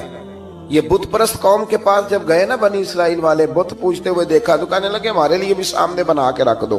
فرمایا یہ تو جاہل ہے، تم انہیں دیکھ کے اثر قبول کر رہے ہو اور اپنی جاہلیت کے باعث یہ ہلاک ہونے والے بھی ہیں۔ پھر اللہ تعالیٰ نے بنی اسرائیل پر اپنی نعمتوں کا ذکر فرمایا، اور موسیٰ علیہ السلام نے اپنی قوم میں ہارون علیہ السلام کو اپنا جانشین فرمایا اور کوہ طور پر تشریف لے گئے۔ اللہ نے فرمایا وہاں آ جائیں، میں آپ کو تورات عطا کرتا ہوں۔ 40 دن کا یہ عرصہ تھا۔ موسیٰ علیہ السلام نے وہاں پہ جا کے، وہ سارا واقعہ بھی انہی آیات میں ہے کہ حضرت موسیٰ نے عرض کیا تھا کہ رب ارنی، یا اللہ میں تجھے دیکھنا چاہتا ہوں، تو فرمایا لن ترانی، تو نہیں دیکھ سکتا۔ وہ بھی یہاں اللہ نے ذکر فرمایا۔ پھر اللہ تعالیٰ نے اپنی ایک تجلی جب کوہ طور پہ ڈالی تو حضرت موسیٰ علیہ السلام تاب نہ لا سکے اور بے ہوش ہو گئے، اور پہاڑ بھی ریزہ ریزہ ہو گیا۔ اس کا ذکر بھی اللہ نے انہی آیات میں فرمایا۔ آیت نمبر 144 سے 155 تک حضرت موسیٰ علیہ السلام کو رسالت عطا کرنے، کلیم اللہ کا منصب عطا کرنے، تورات عطا کرنے کا ذکر ہے۔ آگے چل کے بتایا کہ جو متکبر لوگ ہیں نا وہ آیات الہیہ سے منہ پھیرتے، اور جو لوگ اللہ کی آیات اور قیامت کو جھٹلاتے ہیں ان کے اعمال باطل ہیں۔ پھر موسیٰ علیہ السلام کے کوہ طور پر قیام کے عرصے میں بنی اسرائیل کے زیورات سے بچڑا بنا کر اسے معبود بنانے کا ذکر ہے۔ ان میں ایک جادوگر تھا سامری، سنا ہے سلالہ میں اس کی قبر ہے۔ حضرت موسیٰ کوہ طور پہ چلے گئے تو اس نے پیچھے سے سونے کا ایک بچڑا بنا لیا، اس میں سونے کی تاریں اس کے منہ میں لگائیں، ہوا چلتی تھی تو بجتی تھی۔ اتنے کمزور عقیدے کی یہ قوم تھی کہ انہوں نے فٹافٹ ماننا شروع کر لیا، فٹافٹ ماننا، کہنے لگے یہ ٹھیک ہے۔ چنانچہ موسیٰ علیہ السلام جب واپس آئے تو قوم پر غصے اور افسوس کا اظہار فرمایا اور کہا میرے پیچھے تم نے ایسا برا کام کیا۔ انہوں نے تورات کی تختیاں بھی زمین پہ ڈالیں اور اپنے بھائی ہارون علیہ السلام کا سر پکڑ کے اس سے جواب طلبی کی۔ انہوں نے کہا اے میرے ماں جائے، بڑے خوبصورت لفظ ہے قرآن پاک، اے میرے ماں جائے، اے میرے بھائی، قوم نے مجھے بے بس کر دیا اور قریب تھا کہ یہ مجھے قتل بھی کر دیتے۔ اب آپ مجھ پر سختی کر کے دشمنوں کو ہنسنے کا موقع نہ دیں، کبھی بھی دشمنوں کو اپنے اوپر ہنسنے کا موقع نہ دینا چاہیے۔ یہ تو بات ہے حضرت موسیٰ کی، میرے مصطفیٰ کے غلام۔ حضرت سعد بن ابی وقاص قادسیہ کی جنگ کے لیے نکلے، رستے میں دریائے نیل آ گیا۔ حضرت سیدنا سعد بن ابی وقاص اب کہاں سفر طے کر کے آئے، کہتے پتہ ہی نہیں تھا کہ دریا آ جائے گا، اب دور دور تک پل کوئی نہیں۔ صحابہ کہتے ہیں دشمن للکار رہا، حضرت سعد بن ابی وقاص دریا کنارے کھڑے ہوئے، ایمان، یقین اور استقامت، ڈٹ گئے، کہنے لگے او دریا، اگر تو حضرت موسیٰ کی نافرمان قوم کو رستہ دے سکتا ہے، محمد عربی کے وفادار نوکر ہیں، ہم تو رسول اللہ کے ماننے والے ہیں، دشت تو دشت ہے، دریا بھی نہ چھوڑے ہم نے، بحر ظلمات میں دوڑا دیے گھوڑے ہم نے، فرمایا چھوڑ رستہ۔ صحابہ کہتے ہیں اس وقت ہم نے نعرے لگائے جب دریا نے رستہ ہی چھوڑ دیا۔ کہتے ہیں پھر اللہ رسول پر ہم ذکر کرنے لگے، درود پڑھنے لگے، دریا سے رستے بن گئے۔ فرماتے ہیں 10,000 کا لشکر گزر گیا، اس پار جب گیا نا تو حضرت سعد بن ابی وقاص نے پھر مجمع پہ نظر ڈالی، فرمایا کسی کی کچھ ہے تو نہیں رہ گئی پانی میں، کوئی دریا میں چیز تو نہیں رہ گئی۔ ایک صحابی کہنے لگے میرا مٹی کا پیالہ رہ گیا ہے۔ یار ذرا دیکھیں انداز دیکھیے، مٹی کا پیالہ، او یار چھوڑ پرا، مٹی کا پیالہ کیا ہوتا ہے، اب تو مٹی کے پیالے کی بات کرے گا، چھوڑ دے، کیا کرتا ہے؟ اس نے کہا پیالہ میرا رہ گیا ہے۔ حضرت سعد بن ابی وقاص کہنے لگے کیوں ہمارا پیالہ رہ جائے، ہم رسول اللہ کے نوکر ہیں۔ ایمان، یقین اور استقامت کی دولت، پھر دریا کی طرف دیکھا، کہنے لگے چل یار ہمارا پیالہ بھی واپس کر دے۔ صحابہ کہتے ہیں دریا کی لہر آئی اور پیالہ بھی واپس کر دے۔ قوم سبت کا ذکر فرمایا اللہ نے، ہفتے والے دن کچھ لوگ نافرمانی کرتے ہیں، ہمارے بھی ہیلے بہانے ہیں نا آج کل کاروبار میں۔ تو اسی سپارے کی آیت نمبر 65 کے اندر اللہ تعالیٰ نے حضرت داؤد کی قوم کا ذکر کیا کہ اللہ نے انہیں حکم دیا تھا کہ ہفتے والے دن مچھلیاں نہیں پکڑنی، تو وہ کہتے تھے چلو ہاتھ لگا کے نہیں پکڑنی، ہاتھ لگا کے۔ وہ ہمارے لوگ ہیلے بہانے تلاش کر لیتے ہیں نا، وہ بڑے جناب انشورنس والا آ گیا، اب وہ بینک والا آ گیا، وہ فلانے صاحب آ گئے، وہ تروڑ مروڑ کے کہانیاں باتیں، اور پھر ہمیں بھی رستے مل جاتے ہیں بچنے کے۔ مفتی صاحب نے کہہ دیا تھا، ایک مولانا سے میں نے ان کو کہا ہفتے والے دن مچھلیاں نہیں پکڑنی، کہا نہیں پکڑتے، چھوٹے چھوٹے حوض بنا لیے تو مچھلیاں زیادہ آتی تھی اس دن۔ یہ بھی اللہ کی قدرت تھی، نماز کے وقت گاہک زیادہ آتے ہیں، یہ اس کی قدرت ہوتی ہے۔ تو وہ مچھلیاں حوض میں جمع ہو جاتی، یوں سمجھ لیں کہ جال انہوں نے لگا لیے ہوئے تھے، تو جال میں وہ پھنستی رہتی تھی، حوضوں میں آتی رہتی تھی۔ ہفتے کو نہیں پکڑتے تھے، اتوار کو پکڑ لیتے تھے، تو پھر اللہ نے انہیں سزا دی۔ فرمایا تماشے کرتے ہو اللہ کے حکم کے ساتھ، کیا سزا دی؟ فَقُلْنَا لَهُمْ كُونُوا قِرَادَةً خَاسِئِينَ، فرمایا بندر بن جاؤ دھتکارے ہوئے۔ جو رزق حرام طریقے سے کماتے تھے رب انہیں بندر بنا دیتا تھا۔ ابھی بھی میں نے دیکھے ہیں بڑے بڑے تاجر پاگلوں جیسی زندگی گزار رہے ہیں، نفسیاتی طور پہ سکون نہیں ہے، کروڑوں روپیہ پڑا ہے۔ کیوں؟ اس لیے کہ رب کے بتائے ہوئے طریقے کے مطابق تجارت نہیں کرتے۔ بنی اسرائیل کے اندر ہمیشہ ایسے ہوتا تھا کہ اللہ تبارک و تعالی ایک پیغمبر اور ایک بادشاہ، بنی اسرائیل کے اندر ہمیشہ نبی اور بادشاہ موجود رہتے تھے۔ ایک وقت ایسا آیا کہ بنی اسرائیل میں کوئی نبی نہیں تھے، اور بنی اسرائیل کا جو اپنا علاقہ تھا نا وہ ملک شام ہے، تو قوم عمال کا ایک قوم تھی اور بڑے سخت گیر لوگ تھے. انہوں نے بنی اسرائیل والوں کے ساتھ لڑائی کی، جہاد کیا اور انہیں ان کے علاقے سے نکال دیا. اور کچھ حضرت یوسف علیہ السلام کے زمانے میں ویسے بھی ایک بہت بڑی تعداد جا کے مصر میں آباد ہو گئی تھی. اب یہ ہوا کہ ان کے پاس کوئی بادشاہ نہیں ہے، یہ بار بار دعا کرتے ہیں، التجا کرتے ہیں. تو اللہ تعالیٰ نے ایک پیغمبر انہیں عطا کیے جن کے مختلف نام کتابوں میں ہیں. صدر الافاضل رحمۃ اللہ علیہ نے تفسیر خزائن العرفان کے اندر ان کا نام حضرت شمویل علیہ السلام لکھا ہے. حضرت شمویل علیہ السلام کو اللہ تعالیٰ نے نبوت عطا فرمائی. اور جب حضرت شمویل علیہ السلام اللہ کے نبی ہوئے، بنی اسرائیل والوں کو یقین آیا کہ اللہ نے الحمدللہ ہمیں ایک نبی کے جھنڈے تلے جمع کر دیا ہے، تو پھر انہوں نے کہا کہ آپ ہمارے سامنے ایک بادشاہ بھی مقرر کریں تاکہ ہم اس کی سرپرستی میں جہاد کریں.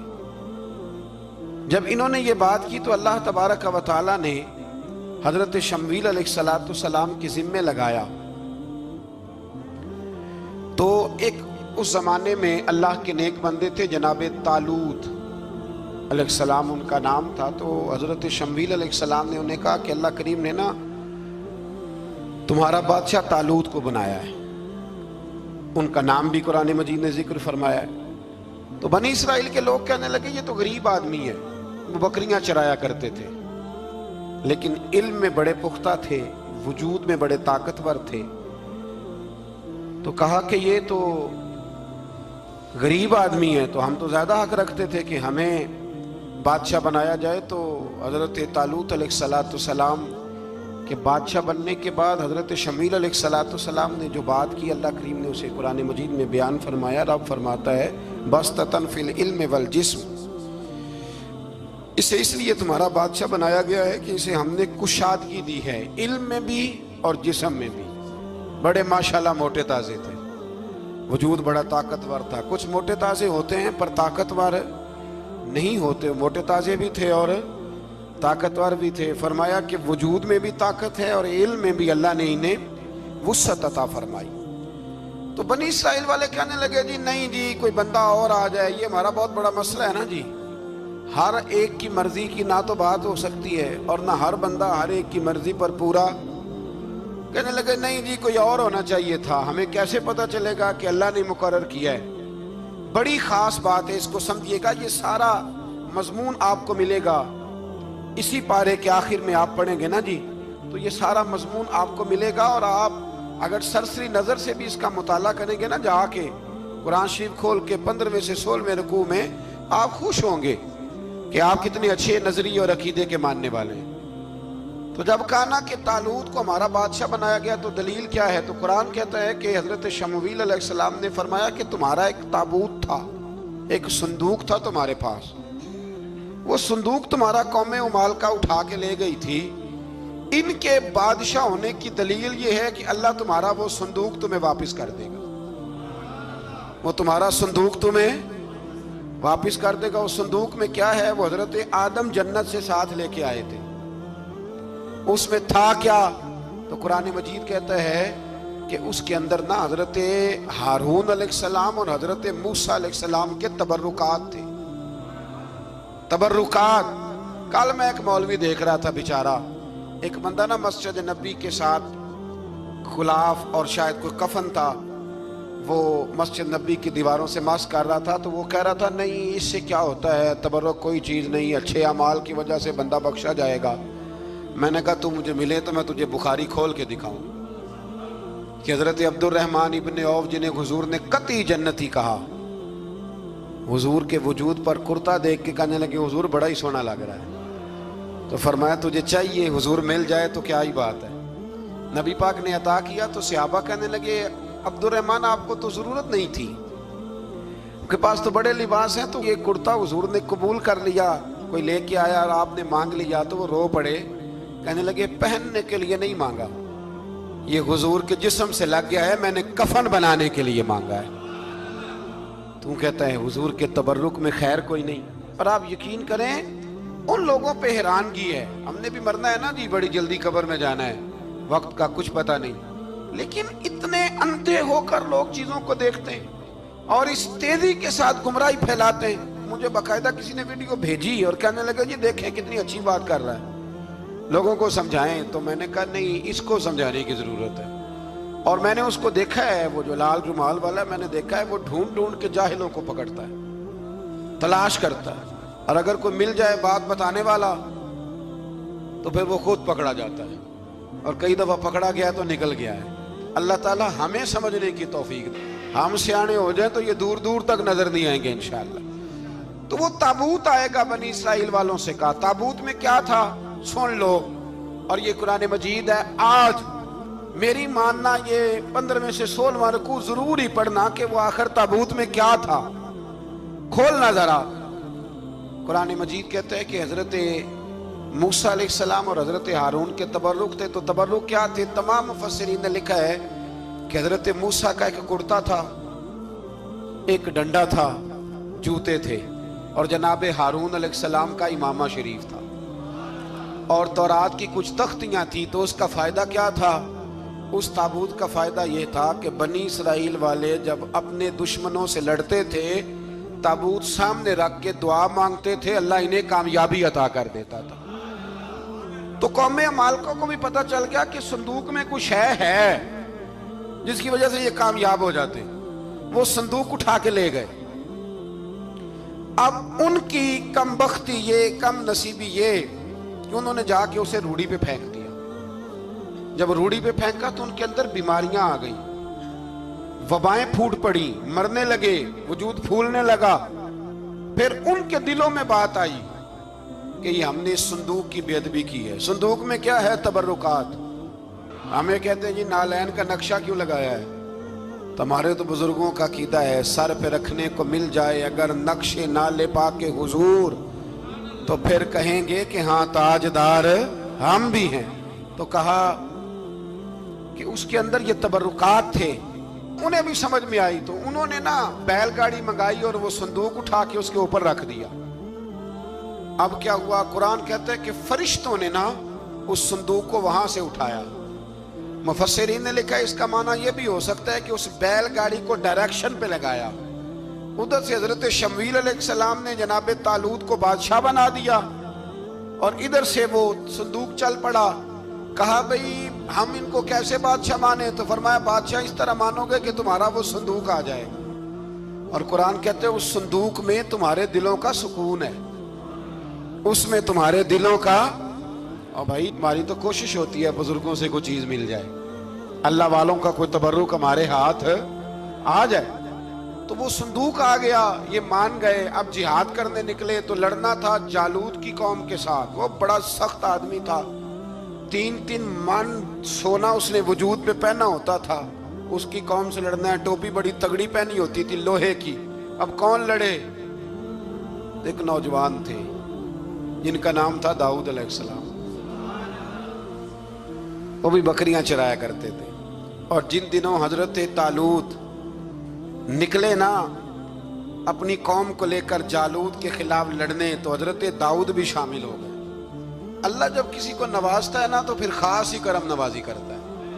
مفسرین نے لکھا جب یہ جا رہے تھے نا، وہاں جا رہے تھے تو رستے میں انہیں 3 پتھر مل گئے. انہوں نے وہ تینوں پتھر اٹھا لیے. اس زمانے میں پتھر پھینکنے کے لیے چھوٹی چھوٹی لوگوں کے پاس چیزیں ہوا کرتی تھی. اس کو کوپھن بھی لوگ کہتے تھے، منجنیک، اس کو سامنے رکھ کے پھر بنائی گئی. تو آپ کے پاس بھی وہ آلہ تھا جس سے دشمن پر پتھر مارے جاتے تھے. تو آپ وہ مشین لے کر، وہ آلہ لے کر وہاں پہنچے ہوئے تھے. 3 پتھر آپ کے پاس تھے. آپ فرماتے اس دن میں بڑا بیمار تھا، اتنا بیمار تھا کہ میرا رنگ پیلا ہو گیا. اب وہ جالوت کے سامنے کوئی نہیں جاتا تھا. تو جناب طالوت کہنے لگے کہ جو جالوت کو مارے گا نا، یعنی ان کے بادشاہ کو اس قوم کے، تو میں اسے اپنی آدھی سلطنت بھی دے دوں گا اور اپنی بیٹی کا نکاح بھی اس کے ساتھ کر دوں گا. دیکھیں اللہ نوازتا ہے تو کس انداز میں نوازتا ہے.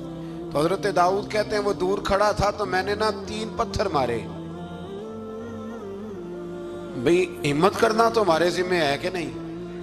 میری ملت کا جوان کہتا میں نے کرنا کرانا کچھ نہیں. یعنی اگر آپ کہیں نا کچھ کرو تو پھر وہ کوئی کام کرنے کی مطلب معاملہ.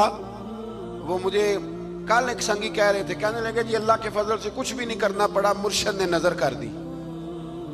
میں کہا مینوں ملن گے تو میں انہوں سمجھاواں گا کہ کچھ کرا کے نظر کریا کرو، کیونکہ میرے وہ دوست ہیں، میں انہیں جانتا ہوں۔ نظر میں بڑا کچھ ہوتا ہے، لیکن اللہ بھی تو بندے پہ بڑی نظر رحمت کرتا ہے نا۔ لیکن کہتا ہے 5 نمازیں پڑھ، رمضان کے روزے رکھ، زکوٰۃ فرض ہو تو ادا کر، یہ سارے کام کر، سچ بول، دیانتداری کر، پھر میں اپنے فضل سے تجھے جنت عطا کروں۔ تو یہ جو رویہ ہم نے بنایا یہ درست نہیں۔ تو فرماتے ہیں 3 پتھر میں نے مارے، اللہ نے اتنا فضل کیا کہ وہ بھی مر گیا، اور اس سے چھو کے میرے پتھر آگے بڑھے تو اس کی فوج کے 30 آدمی بھی مر گئے۔ 3 پتھروں سے 31 بندے اللہ نے مار دیے۔ فرماتے اس لیے کہ ہاتھ میرے تھے اور طاقتیں میرے رب کریم کی تھی۔ تو حضرت داؤد علیہ السلام کے حصے میں جناب طالوت کی صاحبزادی بھی آئیں، آدھی سلطنت بھی آئی، کافی سال حضرت طالوت حیات رہے، پھر ان کا وصال ہو گیا، تو ساری سلطنت حضرت داؤد کو ملی، اور پھر اللہ تبارک و تعالیٰ نے انہیں نبوت بھی عطا فرمائی۔ یہ دنیا میں واحد پیغمبر ہیں جو بیک وقت نبی بھی تھے اور بادشاہ بھی تھے، اور پھر اللہ نے فضل فرمایا، انہوں نے بڑی بڑی فتوحات کی، اور پھر حضرت داؤد کے صاحبزادے کا نام حضرت سلیمان علیہ السلام، پھر ان کے صاحبزادے کا نام حضرت۔ تو یہ ہوا کیسے؟ یہ سارا کچھ اللہ تبارک و تعالیٰ کے فضل سے ہوا، اس کے کرم سے ہوا۔ سلیمان علیہ السلام کا ذکر ہے، وہ داؤد علیہ السلام کے وارث تھے، بیٹے تھے، اور انہیں پرندوں کی بولیاں سکھائی گئیں۔ جنات اور انسانوں کے لشکر کا ایک فوجی ڈسپلن کے ساتھ ان کے پاس حاضر رہتے تھے۔ وہ جو ان کا لشکر تھا نا، اس میں انسان بھی تھے، جن بھی تھے، اور اس کے اندر پرندے بھی تھے، ان کا لشکر تھا، وہ ہمیشہ ان کے پاس رہتے تھے۔ حضرت سلیمان علیہ السلام گزر رہے تھے تو ایک مقام سے آپ گزرے جہاں چیونٹیاں بڑی کثرت کے ساتھ تھیں۔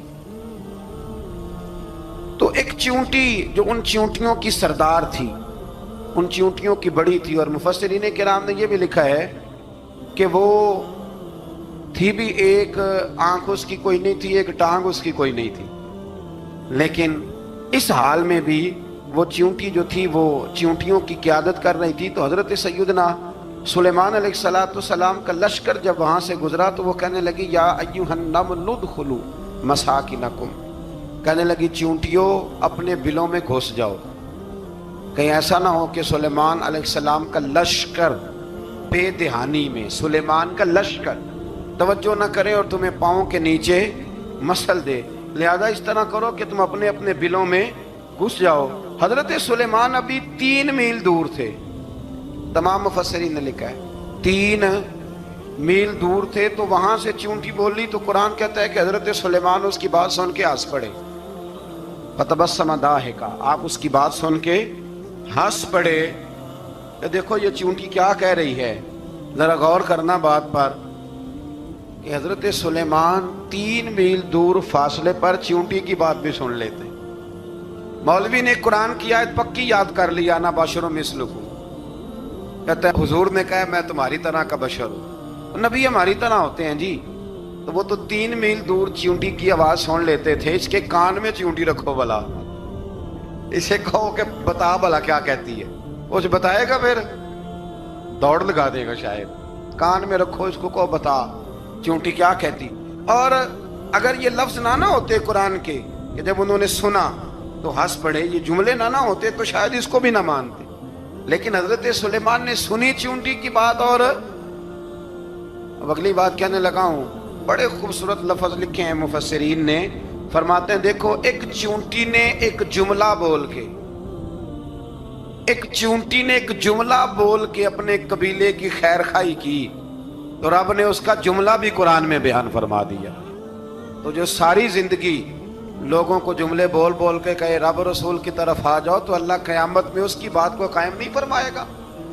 جو بھی کسی کی خیر خواہی کرے وہ ایک جملہ بول کے کرے، اور ہو بھی چیونٹی، تو اگر اللہ اس کا ذکر قرآن میں باقی رکھتا ہے تو میں اور آپ اگر کسی کی خیر خواہی کریں گے تو انشاءاللہ ذکر باقی رہے گا۔ شرط یہ ہے کہ کریں خیر خواہی، خیر خواہی کرو کسی کی، ایک جملہ بول کے بھی کرو، چیونٹی بھی ہو تو اللہ قرآن میں ذکر باقی فرما دیتا ہے۔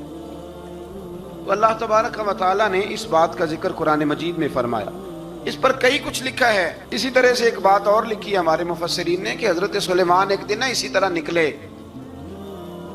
قحط پڑ گیا تھا، بارش نہیں ہوتی تھی، تو حضرت سلیمان باہر میدان میں نکلے دعا کرنے کے لیے، خشک سالی تھی۔ تو جب آپ گئے تو ایک چیونٹی اپنے پر پھیلا کے دعا مانگ رہی تھی۔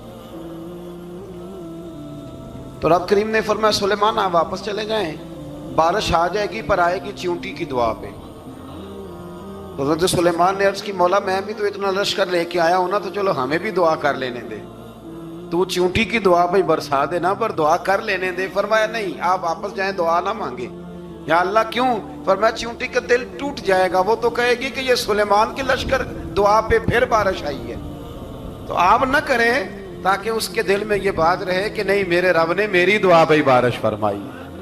آپ جائیں، آج بارش آئے گی پر آئے گی چیونٹی کی دعا پہ۔ تو جو چیونٹی بارش کی دعا کرے قوم کے لیے، اللہ اگر اس کا ذکر قائم رکھتا ہے تو جو اپنی قوم کے لیے ہدایت کی دعا کرے۔ اور کبھی کبھی گردن جھکا کے دیکھا کرو کہ دل میں رسول اللہ کی امت کا درد کتنا ہے۔ اگر کہیں حضور کی امت کا درد ہے تو پھر انشاءاللہ ذکر قیامت تک باقی رہے گا، پھر انشاءاللہ قیامت تک آنے والی نسلیں بھی آپ کا ذکر کریں گی اگر حضور کی امت کا درد سینے میں موجود ہے۔ اسی طرح سے پھر حضرت سلیمان کے لشکر میں نا ایک ہدہد نامی پرندہ بھی تھا، لشکر کا کارکن تھا پرندہ۔ ہدہد غائب تھا تو حضرت سلیمان کہنے لگا کدھر گیا وہ ہدہد؟ نظر نہ آ جایا سخت سزا دوں گا، یہاں تو کوئی اچھی خبر لائے گا، چونکہ وہ ہدہد پرندہ جاتا تھا تو خبریں لا کے دیتا تھا، ورنہ سزا دوں گا۔ اتنی دیر میں ہدہد بھی آ گیا۔ یہ پرندے جو کارکن ہوتے ہیں بڑے سیانے ہوتے ہیں، کبھی بندہ ناراض ہو تو صحیح خبریں لے آتے ہیں، تو صحیح خبر لے کے آ گیا۔ آتے ہی آ کے بیٹھا تو اس نے حضرت سلیمان علیہ السلام نے کہا کہاں تھے؟ عرض کرنے لگا حضور میں ملک سبا گیا تھا، وہاں ایک عورت حکمرانی کرتی ہے، اس کا نام بلقیس ہے، بہت بڑے تخت پہ بیٹھتی ہے، 80 گز اس کا تخت لمبا ہے، 40 گز چوڑا ہے، اور شاید 80 من کے 80 ٹن اس کا وزن ہے۔ تو حضور وہ سورج کو پوچھتے ہیں۔ تو حضرت سلیمان نے فوراً خط لکھا، فرمایا جا کے اسے میرا خط دے دو کہ یہاں تو کلمہ پڑھ کے ہماری فرما بردار بن جائے، ورنہ تیار ہو جائے، جو اللہ کے غیر کو پوچھتے ہیں ہم ان کے خلاف جنگ کریں گے۔ وہ جب لے کے گئے نا خط، یہ حدود گیا تو وہ میٹنگ کر رہی تھی، اس کے وزیر مشیر سارے بیٹھے تھے۔ اس نے جا کے خط پھینک دیا ملکہ بلقیس کی جھولی میں، اس نے خط پڑھا تو ڈر گئی، وزیروں کو بلایا۔ حضرت سلیمان، قرآن کہتا ہے حضرت سلیمان نے کہا تھا خط پھینک کے نا تو سائڈ پہ ہو کے سننا وہ کیا کہتا۔ بندوں کے لیے منع ہے، پرندوں کے لیے جائز ہے۔ بندوں کے لیے منع ہے سائڈ پہ ہو کے سننا، ہاں جس کی جاسوسی کی ڈیوٹی ہو، کفر کی جاسوسی، اس بندے کے لیے بھی جائز ہے۔ تو یہاں ایک تو وہ پرندے تھے، دوسرا کفر کی جاسوسی کر رہے تھے، سائڈ پہ ہو کے سننے لگے۔ تو ملکہ بلقیس کہنے لگی اب کیا کرنا ہے، یہ خط آیا ہے۔ تو وہ کہنے لگے ہم تیار ہیں، آپ حکم کریں، ہم لڑنے کو تیار ہیں، لڑیں گے۔ وہ کہنے لگی نہیں تیزی نہ دکھاؤ، قرآن مجید کہتا ہے کہ وہ کہنے لگی جب لڑائیاں ہوتی ہیں تو شہر تباہ ہوتے ہیں، ملک کھنڈر بن جاتے ہیں، لڑائی مسئلے کا حل نہیں ہے۔ انہوں نے کہا کہ میں نبی ہوں، ایک دفعہ آزما لیتے ہیں کہ نبی ہیں کہ نہیں، معاذ اللہ آزما لیتے ہیں۔ کہا کیسے؟ کہنے لگی تحفے تائے بیچتے ہیں، اگر مال پر دل للچا گیا تو پھر نبی نہیں بادشاہ ہے، اور اگر مال پر دل للچایا نہ تو پھر اللہ کے کامل بندے۔ یہ فرق اس نے اس وقت بیان کیا۔ اس نے 500 کنیزیں، 500 غلام، بڑے شاندار لباس پہنا کے، 500 گھوڑا بڑا تگڑا، اس کے اوپر مال و اسباب رکھ کے تیاری کرا کے حضرت سلیمان کی طرف بھیجا۔ ہدہد پہلے سے خبر لے کے آ گیا، حضور اس نے یہ پروگرام بنایا ہے۔ وہ جب آیا سارا کچھ تو حضرت سلیمان دیکھ کے جلال میں آ گئے، فرمانے لگے اسے جا کے کہہ دو تو مجھے کیا تحفے بھیجے گی، میرے رب نے مجھے مالا مال فرمایا ہوا ہے، نے مالا مال کیا میرے مالک نے، جا اسے جا کے کہہ تو کیا تحفے دے گی۔ جب رب دیتا ہے تو پھر کوئی کمی نہ وہ نہیں چھوڑتا۔ بندے کیا دے سکتے ہیں، بندے تو بیچارے 10 دے کے تو 10 دن ان کی آنکھیں نہیں کھلتی۔ فرمایا جو اللہ نے جو دیا ہے کیا بات ہے اس کے دینے کی۔ تو فرمایا اسے کہو یا فرما بردار ہو کے آ جائے یا جنگ کے لیے تیار ہو جائے، ہم اسے اس کے شہر سے ذلیل کر کے نکال دیں گے۔ اس نے جا کے جب پیغام دیا تو اور ان لوگوں نے بھی آ کے بتایا کہ وہاں تو ہم عجیب منظر دیکھ کے آئے ہیں کہ جانور بھی ہاتھ باندھے کھڑے ہیں، وہاں تو جنات، سرکش جنات کھڑے، وہ بادشاہ نہیں، وہ نبی ہیں، وہ جو 500 غلام اور 500 کنیزیں گئی تھی، حوال سنایا آ کے۔ تو ملکہ بلقیس نے پھر خط لکھا کہ میں فرما بردار ہو کے آ رہی ہوں۔ معنی کیا ہے؟ میں کلمہ پڑھنے کے لیے آ رہی ہوں۔ تو حضرت سلیمان نے کہا بھئی اب اس طرح کرو، ذرا فرش بچھاؤ۔ انہوں نے فرش بچھایا، اس طرح کا کہ اوپر فرش تھا، نیچے مچھلیاں تیر رہی، لگ رہا تھا دریا ہے۔ ڈیوٹی لگا دی، جنات نے بچھا دیا۔ ادھر حضرت سیدنا سلیمان فرمانے لگے اب چونکہ مان کے آ رہی ہے تو اسے اپنی نبوت کی علامتیں بھی دکھانی ہیں۔ اس نے تخت بڑا شاندار بنوایا تھا، اور خواتین میں جو عادتیں خواتین والی ہوتی ہیں وہ جاتی نہیں۔ وہ 7 کمروں میں نا پیچھے اپنا تخت رکھ کے تو 7 دروازے بند کر کے آئی۔ اس زمانے میں ایک رواج تھا، وہ زلیخا نے بھی 7 دروازے مکفل کے ایک رواج تھا، ایک کمرہ، پھر کمرے کے پیچھے کمرہ، پھر اس کے پیچھے کمرہ، پھر اس کے پیچھے کمرہ، اور اس کو بڑے موٹے تالے لگائے جاتے تھے۔ اور فلسفہ یہ تھا کہ ایک تالا توڑے گا کوئی تو جب تک سپاہی آ جائیں گے، اور اگر اس کے توڑنے تک نہ آئے تو دوسرے کے توڑنے تک آ جائیں گے، اور اس کے توڑنے تک نہ آئے تو 7ویں تک تو آئے جائیں گے۔ یہ ان لوگوں کا نفسیاتی معاملہ تھا، سوچ تھی۔ 7 کمروں میں مکفل کر کے نا وہ نکلی تو حضرت سلیمان علیہ السلام کہنے لگے بھئی مجھے اس کا تخت چاہیے اس کے آنے سے پہلے۔ اس کے آنے سے اس واقعے کی کیا ضرورت تھی قرآن پاک میں؟ یہ کیا حاجت تھی یہ تخت والی ساری بات قرآن نے کیوں بیان کی؟ پوچھیں آپ اپنے دل سے بھی اور انکار کرنے والے منکرین سے بھی، اس کی کیا ضرورت تھی؟ وہ جو کہتے ہیں جی ولی کی کرامت کی کیا ضرورت ہے، سیدھی سیدھی نماز پڑھو، روزہ رکھو، حج کرو، زکوٰۃ دو، تو پوچھو ان سے ایک سورت نمل کے اندر اس ساری تفصیل کی کیا ضرورت تھی؟ ختم ہو گئی جب وہ کلمہ جو پڑھ رہی ہے، تو پھر اس سارے واقعے کو رب کیوں بیان فرماتا ہے؟ حضرت سیدنا سلیمان فرمانے لگے تخت چاہیے، اور چاہیے اس کے آنے سے پہلے۔ قال عفریت من الجن، جنوں میں سے ایک بہت بڑا جن بولا، کہنے لگا حضور آپ کا یہ تخت برخاست ہونے سے پہلے لے آؤں گا۔ یہ جو آپ میٹنگ کر رہے ہیں نا، یا آپ فیصلے ختم، کچھ نے لکھا صبح سے شام تک میٹنگ ہوتی ہے اور اس کو آنے میں پتہ نہیں کتنے دن لگیں گے، تو میں یہ برخاست ہونے سے پہلے، اور کچھ نے کہا دی آپ شرط کیوں لگاتے ہیں کہ صبح سے شام تک ہوتی؟ اس جن نے کہا دی آپ 10 منٹ میں فارغ ہو جائیں، آپ فارغ ہوں گے تو تخت آ جائے گا۔ مفسرین نے لکھا ہے کہ جب قرآن کہتا ہے کہ اس نے کہا کہ آپ کے فارغ ہونے سے پہلے، تو اس کا مطلب ہے کہ جب آپ اٹھیں گے، یہ جگہ خالی کر دیں گے تو تخت یہاں کیویں ہزاروں میل کا فاصلہ ہے، آ جائے گا، پر ہوائی جہاز پہ کارگو کرا کے، جی DHL کے ذریعے کیسے آئے گا؟ وہ آئے گا تو بس آئے گا۔ تو حضرت سلیمان کی تو بادشاہت تھی نا زمانے پہ، فرمانے لگے نہیں نہیں تو لیٹ ہے، تو لیٹ ہے، تو ہمیں جانتا ہی نہیں، ایٹ سیٹ تے پکھڑا کوار گندل، اسی اور بھی بوٹیاں جاننے ہاں، یہ تو لیٹ ہے، ابھی ہماری طاقت اس سے زیادہ ہے۔ بڑی کمال بات لکھی ہے لکھنے والوں نے۔ ایک مفسر نے لکھا ہے کہ ابھی حضرت سلیمان نے غلاموں سے منگوایا ہے، اپنی بات کوئی نہیں کی، یہ حال ہے ان کے غلاموں کا، تو سردار کا عالم کیا ہوگا؟ حضرت سلیمان کہنے لگے بھی جلدی جائیے۔ قال الذی عنده علم من الکتاب انا آتیک بہ قبل ان یرتد الیک طرفک، تو اٹھا ان میں سے وہ جس کے پاس کتاب میں سے علم تھا،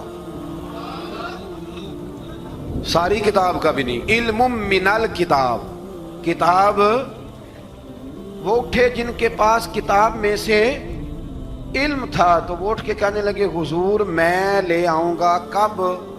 آپ کے آنکھ جھپکنے سے،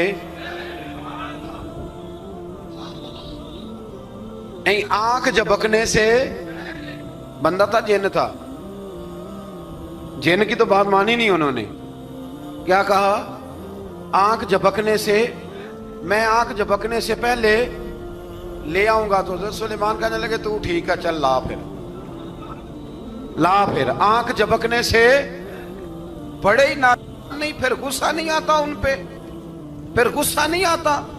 میرے شیخ کامل مرشد اکمل شیخ بحر و بحر حضور غوث پاک جیلانی، حضرت غوث اعظم یوں کر کے شاگردوں کو مریدوں کو سبق پڑھا رہے تھے، پڑھاتے پڑھاتے ہاتھ آگے کیا، اور جب ہاتھ واپس آیا تو بھیگ گیا تھا سارا۔ تو شاگرد کہنے لگے حضور یہ کیا ہے؟ فرمایا تمہیں نہیں سمجھ آئے گی، چھوڑو تمہارے والی بات نہیں، خاصاں دی گل آما آگے نہیں مناسب کرنی، رہنے دو تم۔ کچھ وقت گزرا تو کچھ لوگ آ گئے، ابھی کلاس ختم نہیں ہوئی تھی، کپڑے بھیگے ہوئے ہو، وہ شاگرد پہلے ہی منتظر تھے، کہا تمہیں کیا ہوا؟ کہنے لگے دریا میں جا رہے تھے، اچانک ہچکولیں آنے لگے، تو ہم نے کوئی کسی بے عمل کا بازو تو نہیں نہ تھاما، ہم غوث اعظم کے ماننے والے ہیں۔ تو دریا میں کہا یا شیخ عبد القادر جیلانی شیئا للہ، اللہ کے راستے میں مدد کرو۔ تو کہنے لگے بس ایک ہاتھ ہی آیا ہے، اور یوں کشتی کھینچ کے باہر نکالی ہے۔ تو اب وہ شاگرد سارے چپ کر گئے، کہنے لگے جواب کیوں نہیں دیتے؟ انہوں نے کہا تم نے ہاتھ دیکھا ہے پہنچتا ہوا، اور ہم نے ہاتھ دیکھا یہاں سے جاتا ہوا، تم نے پہنچتا ہوا دیکھا ہے۔ تو ہم نے حضرت بہاؤالحق نقشبند بخاری، ان کی ایک مریدنی تھی، اوپر چبارے پہ کسی نے اس کی عزت پہ ہاتھ ڈالا، چبارے پہ اوپر والی منزل پہ، اس مریدنی نے اپنی عزت بچانے کے لیے چھلانگ لگا دی۔ جب وہ نیچے گر رہی تھی تو حضرت بہاؤالحق نقشبند بخاری پہنچ گئے، نیچے کوئی ایسا بندوبست کر دیا، کوئی چارپائی بچھا دی، کوئی ایسا جس پہ وہ آ کے آرام سے گری اور بچ گئی۔ حضرت صاحب کی طرف دیکھ کے کہنے لگی حضور آپ کب آئے؟ فرمانے لگے پتر جب تو چبارے سے چلی تھی تب میں بخارے سے چلا تھا، جب تو چبارے سے چلی تھی نا تب میں بخارے سے چلا تھا، اور تیرے نیچے آنے تک میں بھی پہنچ گیا ہوں۔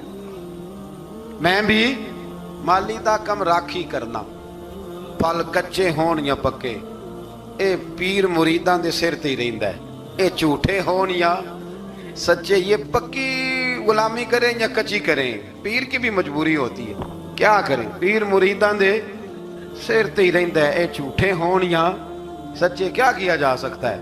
لیکن نا نافرمان بیٹے کا بھی تو جائیداد میں حصہ ہوتا ہے نا، نافرمان بھی ہو تو جائیداد میں حصہ، تو چلو باپ ناراض رہے گا تو اللہ ناراض رہے گا، بات الگ ہے، پر جائیداد کا حقدار تو ہے نا، چاہے نافرمان ہی ہے۔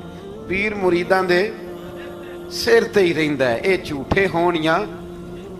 پھر وہ تخت آ گیا، حضرت سلیمان سے پوچھا یہ کیا ہے؟ قال ھذا من فضل ربی، فرمانے لگے کچھ بھی نہیں۔ حضرت سلیمان کہنے لگے یہ میرے رب کا فضل ہے۔ شاید سب مفسرین نے بڑی بڑی باتیں کی ہوں، پر یہاں ایک قاضی ثناء اللہ پانی پتی رحمت اللہ علیہ کا فقرہ میں پڑھ رہا تھا، بڑا مزہ آ رہا تھا۔ قاضی صاحب فرمانے لگے اس آیت پہ، قاضی صاحب کہتے ہیں جن پر نرا فضل تھا، ھذا من فضل ربی، نرا فضل، فرمایا ان کی تو اتنی طاقت ہے کہ وہ ہزاروں میل دور سے 80 گز لمبا 80 گز چوڑا تخت آنکھ جھپکنے سے پہلے لے آتے ہیں، اور جن کے بارے میں اللہ فرماتے ہیں وَبَشِّرِ الْمُؤْمِنِينَ بِأَنَّ لَهُم مِّنَ اللَّهِ فَضْلًا كَبِيرًا، فرمایا محبوب اپنے غلاموں کو خوشخبری دے دیں، باقیوں پہ نرا فضل تھا، ان پر تو فضل کبیر ہے، ان پر تو بڑا ہی فضل ہے اللہ کا۔ تو فرمایا جن پر فضل کبیر ہو، ایک نہیں، اس پر میں بڑے دلائل دے سکتا ہوں، کرامات اولیاء پر میں بڑے ہی دلائل دے سکتا ہوں، بڑے۔ غوث اعظم رضی اللہ تعالیٰ عنہ کے بعد بادشاہ آیا تو کہنے لگا پیر تب مانوں گا جب سیب کھلائیں گے، سیب کا موسم ہی نہیں تھا۔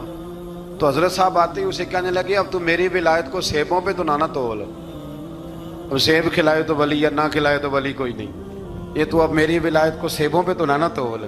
تو حضرت صاحب نے یوں ہاتھ اٹھایا تو اللہ نے 2 سیب عطا فرمائے۔ تو وہاں جملہ ہے حضور غوث اعظم کا، فرمانے لگے اگر اللہ حضرت مریم سلام اللہ جو بنی اسرائیل کی ولیہ ہیں، ولی ہے نا، وہ نبی تو نہیں نا، عورت نبی نہیں ہو سکتی، فرمایا اگر اللہ انہیں بغیر موسم کے پھل دے سکتا ہے میں تو محمد عربی کا نوکر ہوں۔ فرمایا اب نہ 2 سیب آئے تھے، تو وہ کہنے لگا میرے تو دل میں 1 سیب تھا نا، تو حضور غوث اعظم نے نا 1 سیب مجھے دیا، 1 میں نے کھایا تو 1 غوث پاک کھانے لگے، کہتے ہیں میں نے وہ منہ میں رکھا ذرا ترش تھا، تو میرے چہرے کا وہ رنگ دیکھ کے نا، اثر دیکھ کے کہ تلخی محسوس، تو غوث اعظم کہنے لگے میرے والا کھا۔ ایک انہوں نے کاٹ کے ٹکڑا دیا، کہتے کھایا تو بڑا میٹھا تھا، تو میں نے کہا حضور آئے تو دونوں ہی غیب سے، آپ کے والا میٹھا ہے میرے والا کڑوا ہے، تو آپ فرمانے لگے آئے تو دونوں غیب سے تھے، پر ایک کو ذرا ظالم کے ہاتھ لگ گئے ہیں نا، اس کو تنبیہ بھی کر دی کہ ظلم سے باز آ جا، तंबीह भी कर दी, पर मैं हाथ जालिम के लागे इसलिए तुर्श हो गया सियाना बन। एक नहीं बीसियों दर्जनों, लेकिन पता नहीं क्यों लोग अड़ गए, पता नहीं क्यों कड़ के आ गए। करामत औलिया के मामले में बिल्कुल, और फिर किसी हदीस में ये नहीं आया कि इस जमाने में वली होंगे तो इस जमाने में वली नहीं होंगे। हुजूर ने फरमाया मेरी उम्मत कभी गुमराही पर जमा नहीं होगी। इकबाल कहते हैं औलिया क्या होते हैं, औलिया क्या हैं, जवासीसुल कुलूब। इकबाल कहता है वली का बहुत बड़ा वली तुमने देखना हो तो उसे देखो जो तेरे दिल का जासूस है। चलो ये मुश्किल बात है, मैं नहीं छेड़ता, लेकिन जो तेरे वो जासूसी करता है, पर करता है तेरे दिल की, वो तेरे दिल का जासूस होता है वली। और उस पर हुजूर की हदीस है, फरमाया इसकी फिरासत कल्बी से डर, ये अल्लाह के नूर से देखता है, डर इसकी फिरासत कल्बी से। अल्लाह तौफीक अता फरमाए। 12 इस वली का नाम था आसफ बिन बरखिया। आसफ बिन बरखिया जी हजरत सुलेमान के वजीर थे। वो आई मलका बिल्कीस, और जब वो आई ना तो उसने देखा कि ये तो आगे सामने हजरत सुलेमान बैठे हैं, और जो रास्ता है ना दरमियान में वो फर्श है कि दरिया है समझ नहीं आ रही। तो उसने ना अपना यूं करके ऊपर कपड़ा उठाना शुरू कर दिया कि नीचे पानी है। तो हजरत सुलेमान कहने लगे चलती आ, नीचे कुछ भी नहीं। उसने पैर रखा, नीचे मछलियां भी तैरती जा रही थी। हजरत सुलेमान अलैहिस्सलाम, आज भी अल्लाह ने तौफीक दिया ना, लोगों ने इस तरह की तामीरात बाद में की हैं, लेकिन इसके मौजूद इसके पहले बनाने वाले हजरत सुलेमान है अल्लाह की दी हुई तौफीक से। तो वो मलका आपके पास आई, फिर वो आपकी फर्मा बरदार हो गई। और बाद मुफस्सिरीन ने ये लिखा है कि उसने जब कलमा पढ़ा तो फिर उसका निकाह भी हजरत सुलेमान से हुआ। अल्लाह करीम फरमाते हैं कि क्या आपने उस शख्स को नहीं देखा कि जो एक ऐसी बस्ती पर से गुजरा, वाहिया खावियतुन अला उरूशिहा, जो अपनी छतों के बल गिरी पड़ी थी, यानी बस्ती तबाह हो गई थी। वो आदमी वहां से गुजरा, वो हजरत उज़ैर अलैहिस्सलाम थे बहुत सारे मुफस्सिरीन के नजदीक।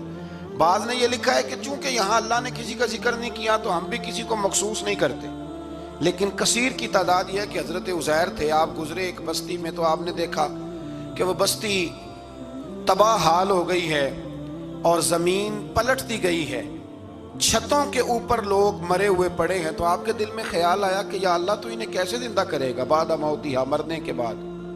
ख्याल आया, अल्लाह करीम ने ना उन्हीं पे मौत तारी कर दी, हजरत उज़ैर अलैहिस्सलाम पे। उनके पास थोड़ा सा खाना था, एक गधा था, दरख्त के नीचे लेट गए, गधे को बांध के अल्लाह ताला ने उन पर नींद तारी की और वो 100 साल तक सोते ही रहे।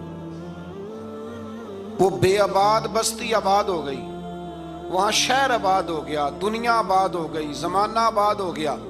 आप जब सोए तो आपकी उम्र मुबारक 40 साल थी।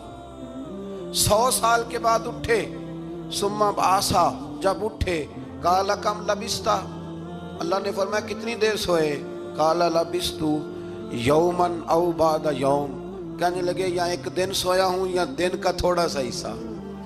तो रब करीम ने फरमाया नहीं, आप तो 100 साल तक सोए रहे। फरमाया वो देखो जरा गधे की तरफ, वो गधा जो था ना उनका वो कल सड़ गया, हड्डियां बिखर गई, और वो जो खाना था ना, फल थे, शरबत था, सालन था, उसका हाल ये है कि लम यतसन्ना, वो बासी भी नहीं हुआ। ये है मेरे रब की कुदरत। जिसने पहले गल सड़ जाना था वो बासी भी नहीं हुआ, और वो गधा उसकी हड्डियां भी बिखड़ गई। तो रब करीम ने फरमाया समझ आई है मैं मुर्दे कैसे जिंदा करूंगा। अर्ज की या अल्लाह ऐसी समझ आई है जो कभी भूलेगी भी नहीं। 100 साल तक सोए रहे। ये बड़ा लतीफ वाक़या है। हजरत उज़ैर अलैहिस्सलाम उठ के ना तो अपने घर गए तो कोई पहचानता ही नहीं था। एक बूढ़ी अम्मा जिसकी उम्र बहुत ज्यादा हो गई थी, उसको जाके सलाम ली तो आप फरमाने लगे उस अम्मा से, ये उज़ैर का घर है? तो अम्मा फरमाने लगी हाँ है तो उज़ैर का, लेकिन वो तो 100 साल पहले गायब हुए, दोबारा आए ही नहीं। आप फरमाने लगे अम्मा मैं हूं उज़ैर। अम्मा कहने लगी कि उज़ैर की तो हर दुआ कबूल होती थी, अगर आप उज़ैर हैं ना तो दुआ करें, मेरी टांगें जवाब दे गई हैं, आंखों से नजर नहीं आता, आप दुआ करें, अगर आप वाकई उज़ैर हैं तो अल्लाह मुझे शिफा दे देगा। तो हजरत उज़ैर ने दुआ की तो रब ने उन्हें शिफा दे दी। हजरत उज़ैर की उम्र उस वक्त भी 40 साल थी। हजरत उज़ैर की उम्र जब गए तब भी, वापस आए तो اور حضرت عزیر کا بیٹا ان سے ملا تو اس کی عمر 118 سال تھی، پوتے بھی بوڑھے تھے۔ لوگوں نے حضرت عزیر علیہ السلام سے کہا یہ کیا ہے؟ فرمانے لگے یہ میرے اللہ کی قدرت ہے، یہ میرے رب کی قدرت۔ حضرت عیسیٰ علیہ السلام کے پاس ایک شخص آیا تو اس نے آ کے کہا میں نے آپ کے ساتھ رہنا ہے حضور، میں نے آپ کے ساتھ رہنا ہے۔ آپ فرمانے لگے دنیا دار بن کے رہو گے کہ دیندار؟ کہنے لگا جی میں دیندار بن کے رہوں گا۔ فرمانے لگے دنیا کی طلب نہ کرنا ورنہ میری صحبت میں نہیں رہ سکو۔ حضرت عیسیٰ علیہ السلام نے شادی نہیں کی، مکان ہی نہیں بنایا، ایک تکیہ، ایک پیالہ، ایک کمبل، جہاں رات ہوتی وہیں سو جاتے۔ ایک دن ایک شخص کو دیکھا کہ وہ نا ڈھلان بنی ہوئی تھی، پتھر کی پہاڑ تھوڑی سی ڈھلان بنی ہوئی تھی تو نیچے لیٹا ہوا ہے۔ آپ نے کمبل بھی صدقہ کر دیا، کہنے لگے آج کے بعد جہاں ڈھلان بنے گی وہاں سو جائیں گے، کمبل کی ضرورت ہی کوئی نہیں۔ کچھ دنوں کے بعد ایک شخص کو دیکھا کہ وہ اپنے ہاتھ کا تکیہ بنا کے سویا ہوا ہے، تکیہ بھی خیرات کر دیا، کہنے لگے اس کے بغیر بھی گزارا ہو سکتا ہے۔ کچھ دنوں کے بعد دیکھا کہ ایک آدمی چلو میں پانی پی رہا ہے، پیالہ بھی اللہ کے راستے میں دے دیا، کہنے لگے چل جائے گا کام اس کے بغیر۔ فرمایا دنیا دار بن کے نہ آنا، کہنے لگا نہیں صاحب میں دیندار بن کے آؤں گا۔ جناب عیسیٰ علیہ السلام نے رکھ لیا۔ آپ پہلے دن ہی کہنے لگے چل آ جا روٹی کھا لے، 3 روٹیاں منگائیں، اس کو ساتھ بٹھایا، فرمانے لگے میں تو ایک کھاؤں گا، تو کتنی کھائے گا؟ کہنے لگا جی میں بھی ایک ہی کھاؤں گا۔ ایک روٹی اس نے کھا لی، ایک آپ نے کھا لی، تیسری روٹی چھوڑ کے جناب عیسیٰ علیہ السلام دریا کنارے وضو کرنے چلے گئے۔ واپس آئے تو روٹی کوئی نہیں تھی۔ اللہ کے نبی تھے، جان گئے۔ رب کریم کا بندہ بھی جان جاتا ہے۔ اقبال کہتے ہیں اولیاء کیا ہیں جواسی القلوب، کہتے ہیں رب کے ولی کو ٹٹولا نہ کر، وہ تو دلوں کے حال بھی جانتا ہے۔ انہیں ٹٹولا نہ کر، غبار آلود سمجھ کر حکارت سے نہ دیکھ ان کو، انہی کی ٹھوکروں سے سلطنت بنتی بگڑتی ہے۔ اور اقبال کہتے ہیں نہ تیغ و تیر میں نہ لشکرو سپاہ میں، نہ تیغ و تیر میں نہ لشکرو سپاہ میں، کہتے ہیں نہ تلوار میں نہ تیر میں نہ لشکر میں نہ فوجوں میں، نہ تیغ و تیر میں نہ لشکر و سپاہ میں ہے، جو بات مرد کلندر کی بارگاہ میں ہے، جو بات مرد کلندر کی بارگاہ میں۔ تیسری روٹی کدھر ہے؟ کہنے لگا حضور مجھے نہیں پتا۔ فرمانے لگے تجھے پتا ہے پر تو بتا نہیں رہا۔ کہنے لگا مجھے تیسری روٹی کا پتا۔ حضرت عیسیٰ علیہ السلام ایک ہرنی جا رہی تھی، اس کے ساتھ 2 بچے تھے، آپ نے ایک بچہ پکڑا، اس کو ذبح کیا، لکڑی جلائی، اس کو بھونا، اس کو بھی کھلایا، خود بھی کھایا، ہڈیاں جمع کر دیں۔ جب وہ ہڈیاں اس پہلو کو ذرا سمجھیے گا، جب کھا بیٹھے ہڈیاں جمع، وہ ہرنی بھی کھڑی ہے، دوسرا بچہ بھی کھڑا ہے، ایک بچہ کا ذبح کر کے کھا لیا، دوسرا کھڑا ہے۔ جب پیٹ بھر لیے وہ بھی ڈکار لینے لگا سامنے، تو حضرت عیسیٰ علیہ السلام ہڈیوں سے کہنے لگے چلو اٹھ جاؤ اللہ کے حکم سے۔ ہرنی کا بچہ پھر سے زندہ ہو گیا، وہ چلا گیا، ماں اس کو ساتھ لے کے روانہ۔ فرمانے لگے دیکھ اللہ نے مجھے معجزہ دیا ہے، ہم نے کھا بھی لیا ہے اور بچہ چلا بھی گیا ہے، ہمارے پیٹ میں ہے بھی، اور اب تو بتا دے روٹی کس نے کھائی ہے؟ کہنے لگا جی مجھے نہیں پتا، نہیں پتا مجھے۔ حضرت عیسیٰ علیہ السلام اس کو ساتھ لے کے بڑھے تو دریا کے اوپر، پانی کے اوپر پیدل چلنے لگے، دریا پار کر گئے۔ فرمانے لگے تو پانی پہ چلتا رہا ہے، سارا پانی کراس کر گیا ہے تو ڈوبا نہیں، اب بتا دے روٹی کس کے پاس ہے؟ کہنے لگا نہیں پتا، مجھے پتا۔ اللہ اکبر، کیا خوب لفظ کہہ گئے سجادہ نشین حضرت پیر میر علی شاہ صاحب رحمۃ اللہ علیہ۔ بے قدراں کچھ قدر نہ جاتی، کھیتی خوب تسلی ہو، اے دنیا دار پجاری زر دے، کتے آندے گل ٹلی ہو۔ سارا دریا اتنا بڑا دیکھتے ہیں لوگ جو آتے ہیں نا درویشوں کے پاس، بڑے رنگ دیکھتے ہیں پر بدلتے نہیں، رنگ بڑے دیکھتے ہیں پر اپنے آپ کو تبدیل، او 5 فقیروں کسے نہیں مارے آئے ہوئی چور اندر دا ہو، دیکھتے بڑا کچھ ہے بدلتے نہیں، نہ بدلا۔ حضرت عیسیٰ کہنے لگے منوا کے میں بھی چھوڑوں گا، تو مانے گا۔ آپ نے نا ریت کٹھی کی، ریت 3 حصوں میں ریت جمع کر لی اور پھر اس پر کچھ پڑھ کے پھونکا تو وہ سونا بن گئی. 3 ڈھیریاں تھی ریت کی، پھونکا تو سونا بن گئی. آپ فرمانے لگے یہ سونا تیرا، ایک ڈھیری تیری، ایک میری، اور تیسری اس کی جس نے تیسری روٹی کھائی ہے. کہنا جی میں ہی کھاتی، میں نہیں کھائی. یہ تیسرا اس کا حصہ جس نے تیسری، کہنے لگا میں نہیں کھائی ہے. مان گیا. ذرا بات کو سمجھیں. پانی پہ پیدل چلا ہے پر مانا دنیا دار ہے نا، مانا نہیں. ہرنی کا بچہ زندہ ہوتا دیکھا ہے پر مانا دنیا قابو آنے لگی ہے تو مان گیا ہے. کہنے لگا جی میں نہیں کھائی ہے. فرمایا او بھلے مانس، تجھے کہا تھا دنیا داری نہ کرنا، تجھے جناب عیسیٰ کی صحبت ملے گی، پر تو ایک روٹی پہ رہ گیا یار. کہاں دنیا دار پجاری زرد دے کتیاں دے گل ٹلی، کہاں رہ گیا. حضرت میاں محمد بخش صاحب رحمت اللہ تعالیٰ علیہ کو ایک شخص لے گیا ٹانگے پہ بٹھا کے.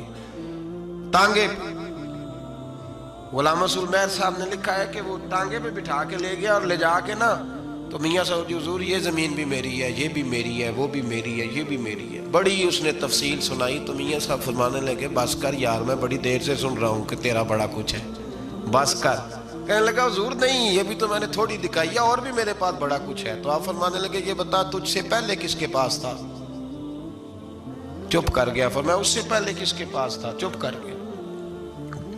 کیا خوب فرمایا، کیا درویشوں کا کہنے کا انداز ہے، کیا خوب رنگ ہے، اور تشبیہ کس طرح کی اعلیٰ دیتے ہیں. دانش مندہ دا کم ناہی دل دنیا نہ لانا، اس ووٹی کئی خامند کیتے جو کیتا سو کھانا. اس ووٹی کئی خامند کیتے جو کیتا. یہ دکان میری ہے تو پہلے کس کی تھی؟ اس سے پہلے کس کی تھی؟ یہ گاڑی میری ہے تو اس سے پہلے کس کی تھی صاحب؟ یہ کسی نہ کسی کی تھی، اور تیرے بعد بھی کسی نہ کسی کی ہو جائے گی. اس ووٹی کئی خامند کیتے جو کیتا سو. حضرت عیسیٰ کہنے لگے تو نے ایک پیغمبر کی صحبت ضائع کر دی صرف دنیا داری کے لیے. فرمانے لگے میں نے کیا کرنا ہے سونا، تو تینوں کے تینوں ڈیریاں تو ہی رکھ لے، تیری ہیں، پر تو نے زیادتی کی، تو نے قیمت نہیں ڈالی ہماری صحبت کی. آپ اٹھ کے چلے گئے. صحرا کا علاقہ تھا، وہ شخص وہیں بیٹھا تھا. ابھی سمیٹ ہی رہا تھا کہ 2 ڈاکو آ گئے، تلواریں پکڑی ہوئی ہیں. کہنے لگے چل دوڑ جا، سونا مارا ہے، تو کدھر سے آ گیا؟ منت کی. کہنے لگا چلو مہربانی کرو، 3 حصوں میں ہے، 2 لے لو، ایک تو مجھے دے دو، ایک تو دے دو. منت کرنے لگا. وہ مان گئے. کہنے لگے چلو ٹھیک ہے. دوستی کر لی، نام پتہ پوچھ لیا، گفتگو ہونے لگی. تھوڑی دیر بیٹھے تو ایک دوسرے سے فرینک ہو گئے، بے تکلفی شروع ہوئی. تو کہنے لگے بھوک بڑی لگی ہے، روٹی تو لاؤ. ایک کو بھیجا، ڈاکوؤں میں سے ایک کو بھیجا کھانا لینے، وہ کھانا لینے چلا گیا. اب یہ دونوں پیچھے رہ گئے، ایک وہ روٹی کھانے والا اور ایک ڈاکو. تو آپس میں کہنے لگے یار یہ تیرا پوچھتا ہے وہ روٹی کھانے والا، تیرے اس کے ساتھ کیا تعلق ہے؟ کچھ بھی نہیں، ڈاکو سجن ہے. کہنے لگے ایسے اتنا سونا اسے دے رہے ہو، آتا ہے تو دونوں پکڑ کے مار دیتے ہیں اس کو، اور سونا دونوں آدھا آدھا بانٹتے ہیں. بالکل ٹھیک ہے، میرا کون سا چچا کا بیٹا ہے، چھوڑو. ویسے اس دور میں چچا کے بیٹے بھی پکڑ ہی لیتے ہیں اگر کبھی مسئلہ بن جائے تو. چلو جی فیصلہ ہو گیا. اب وہ جو گیا وہ بھی تو دنیا دار تھا نا، اس نے کھانا خریدا تو اس نے کہا میرا کون سا ان سے یہ رہنا ہے. اس نے روٹی میں زہر ڈال دیا. اس نے کہا میں ان کو ماروں گا اور سارے سونے پہ قبضہ کروں گا. حب الدنیا راست من کل خطیہ، ہر برائی کی جڑ ہے. وہ کھانا لے کے آیا، ابھی اس نے رکھا ہی تھا، دونوں نے حملہ کر دیا، پکڑا اور مار ڈالا. وہ مر گیا. اب یہ مزے سے بیٹھ کے روٹی کھانے لگے. سیر ہو کے پیٹ بھر کے روٹی کھائی. چند لمحے گزرے تو دھڑام سے روح پرواز کر گئی. حضرت عیسیٰ 1 گھنٹے کے بعد گزرے. 3 لاشیں پڑی ہیں اور سونا ویسے کا ویسا پڑا. ایس ووٹی کئی خامد کیتے جو کیتا سو کھانا، سونا ویسے کا ویسے پڑا ہے. جناب عیسیٰ علیہ السلام کھڑے ہو کے اپنے حواریوں سے کہنے لگے اس کو کہا تھا تو صحبت حاصل کر، دنیا داری سے بچ. لیکن اس نے دنیا داری کو فوقیت دی، ایک پیغمبر کی صحبت کو فوقیت. آج نقصان یہ ہوا ہے کہ خود مرا ہے اور 2 لاشیں اور بھی اس نے ساتھ کٹھی کر لی. دنیا داری سے بچ جائیں، اس سے بچیں، ضرورت کی حاصل کریں. ضرورت سے زیادہ نہیں. ضرور محنت کریں, جدوجہد, حلال روزی کمائیں اللہ کے راستے میں دینے کے لیے, غریبوں کی مدد کرنے کے لیے ضرور کریں, لیکن اس کو مشن نہ بنائیں. یہ مشن نہیں. اگر آپ نے صبح سے لے کے شام تک 3 گھنٹے وقت گزارا ہے تو پھر آپ کا 2 گھنٹے اگر دنیا میں گزرے ہیں تو 1 گھنٹہ دین میں گزرنا چاہیے نا, ورنہ آپ کا دن ضائع ہو گیا ہے. کم از کم تیسرا حصہ تو دین کو دو. ہمارے بزرگوں نے ضمناً دنیا داری رکھی, ضمناً. کہتے تھے ہم تو اتنی روزی کماتے ہیں کہ کمر سیدھی ہو سکے. ایک تو میرے عزیز یہ یاد رکھیں کہ اپنے ہمہ وقت زندگی کو دنیا کو ٹائم نہ دیں, دنیا کو اتنا ٹائم دیں جتنی کہ اس کے لیے. حضرت علی المرتضیٰ رضی اللہ تعالیٰ عنہ کا ایک فرمان یاد رکھیں. آپ فرمایا کرتے تھے میں دنیا کے لیے اتنی محنت کرتا ہوں جتنا میں نے دنیا میں رہنا ہے, اور آخرت کے لیے اتنی محنت کرتا ہوں جتنا میں نے آخرت میں. جو آدمی 500 سال پہلے فوت ہو گیا تھا وہ کہاں ہے؟ ابھی قبر میں. زندگی کتنی گزار کے گیا؟ 60 سال 70 سال. تو جتنا دنیا میں رہنا ہے اتنی اس کے لیے جدوجہد کریں, جتنا جانا ہے اتنا جانے کے لیے محنت کریں.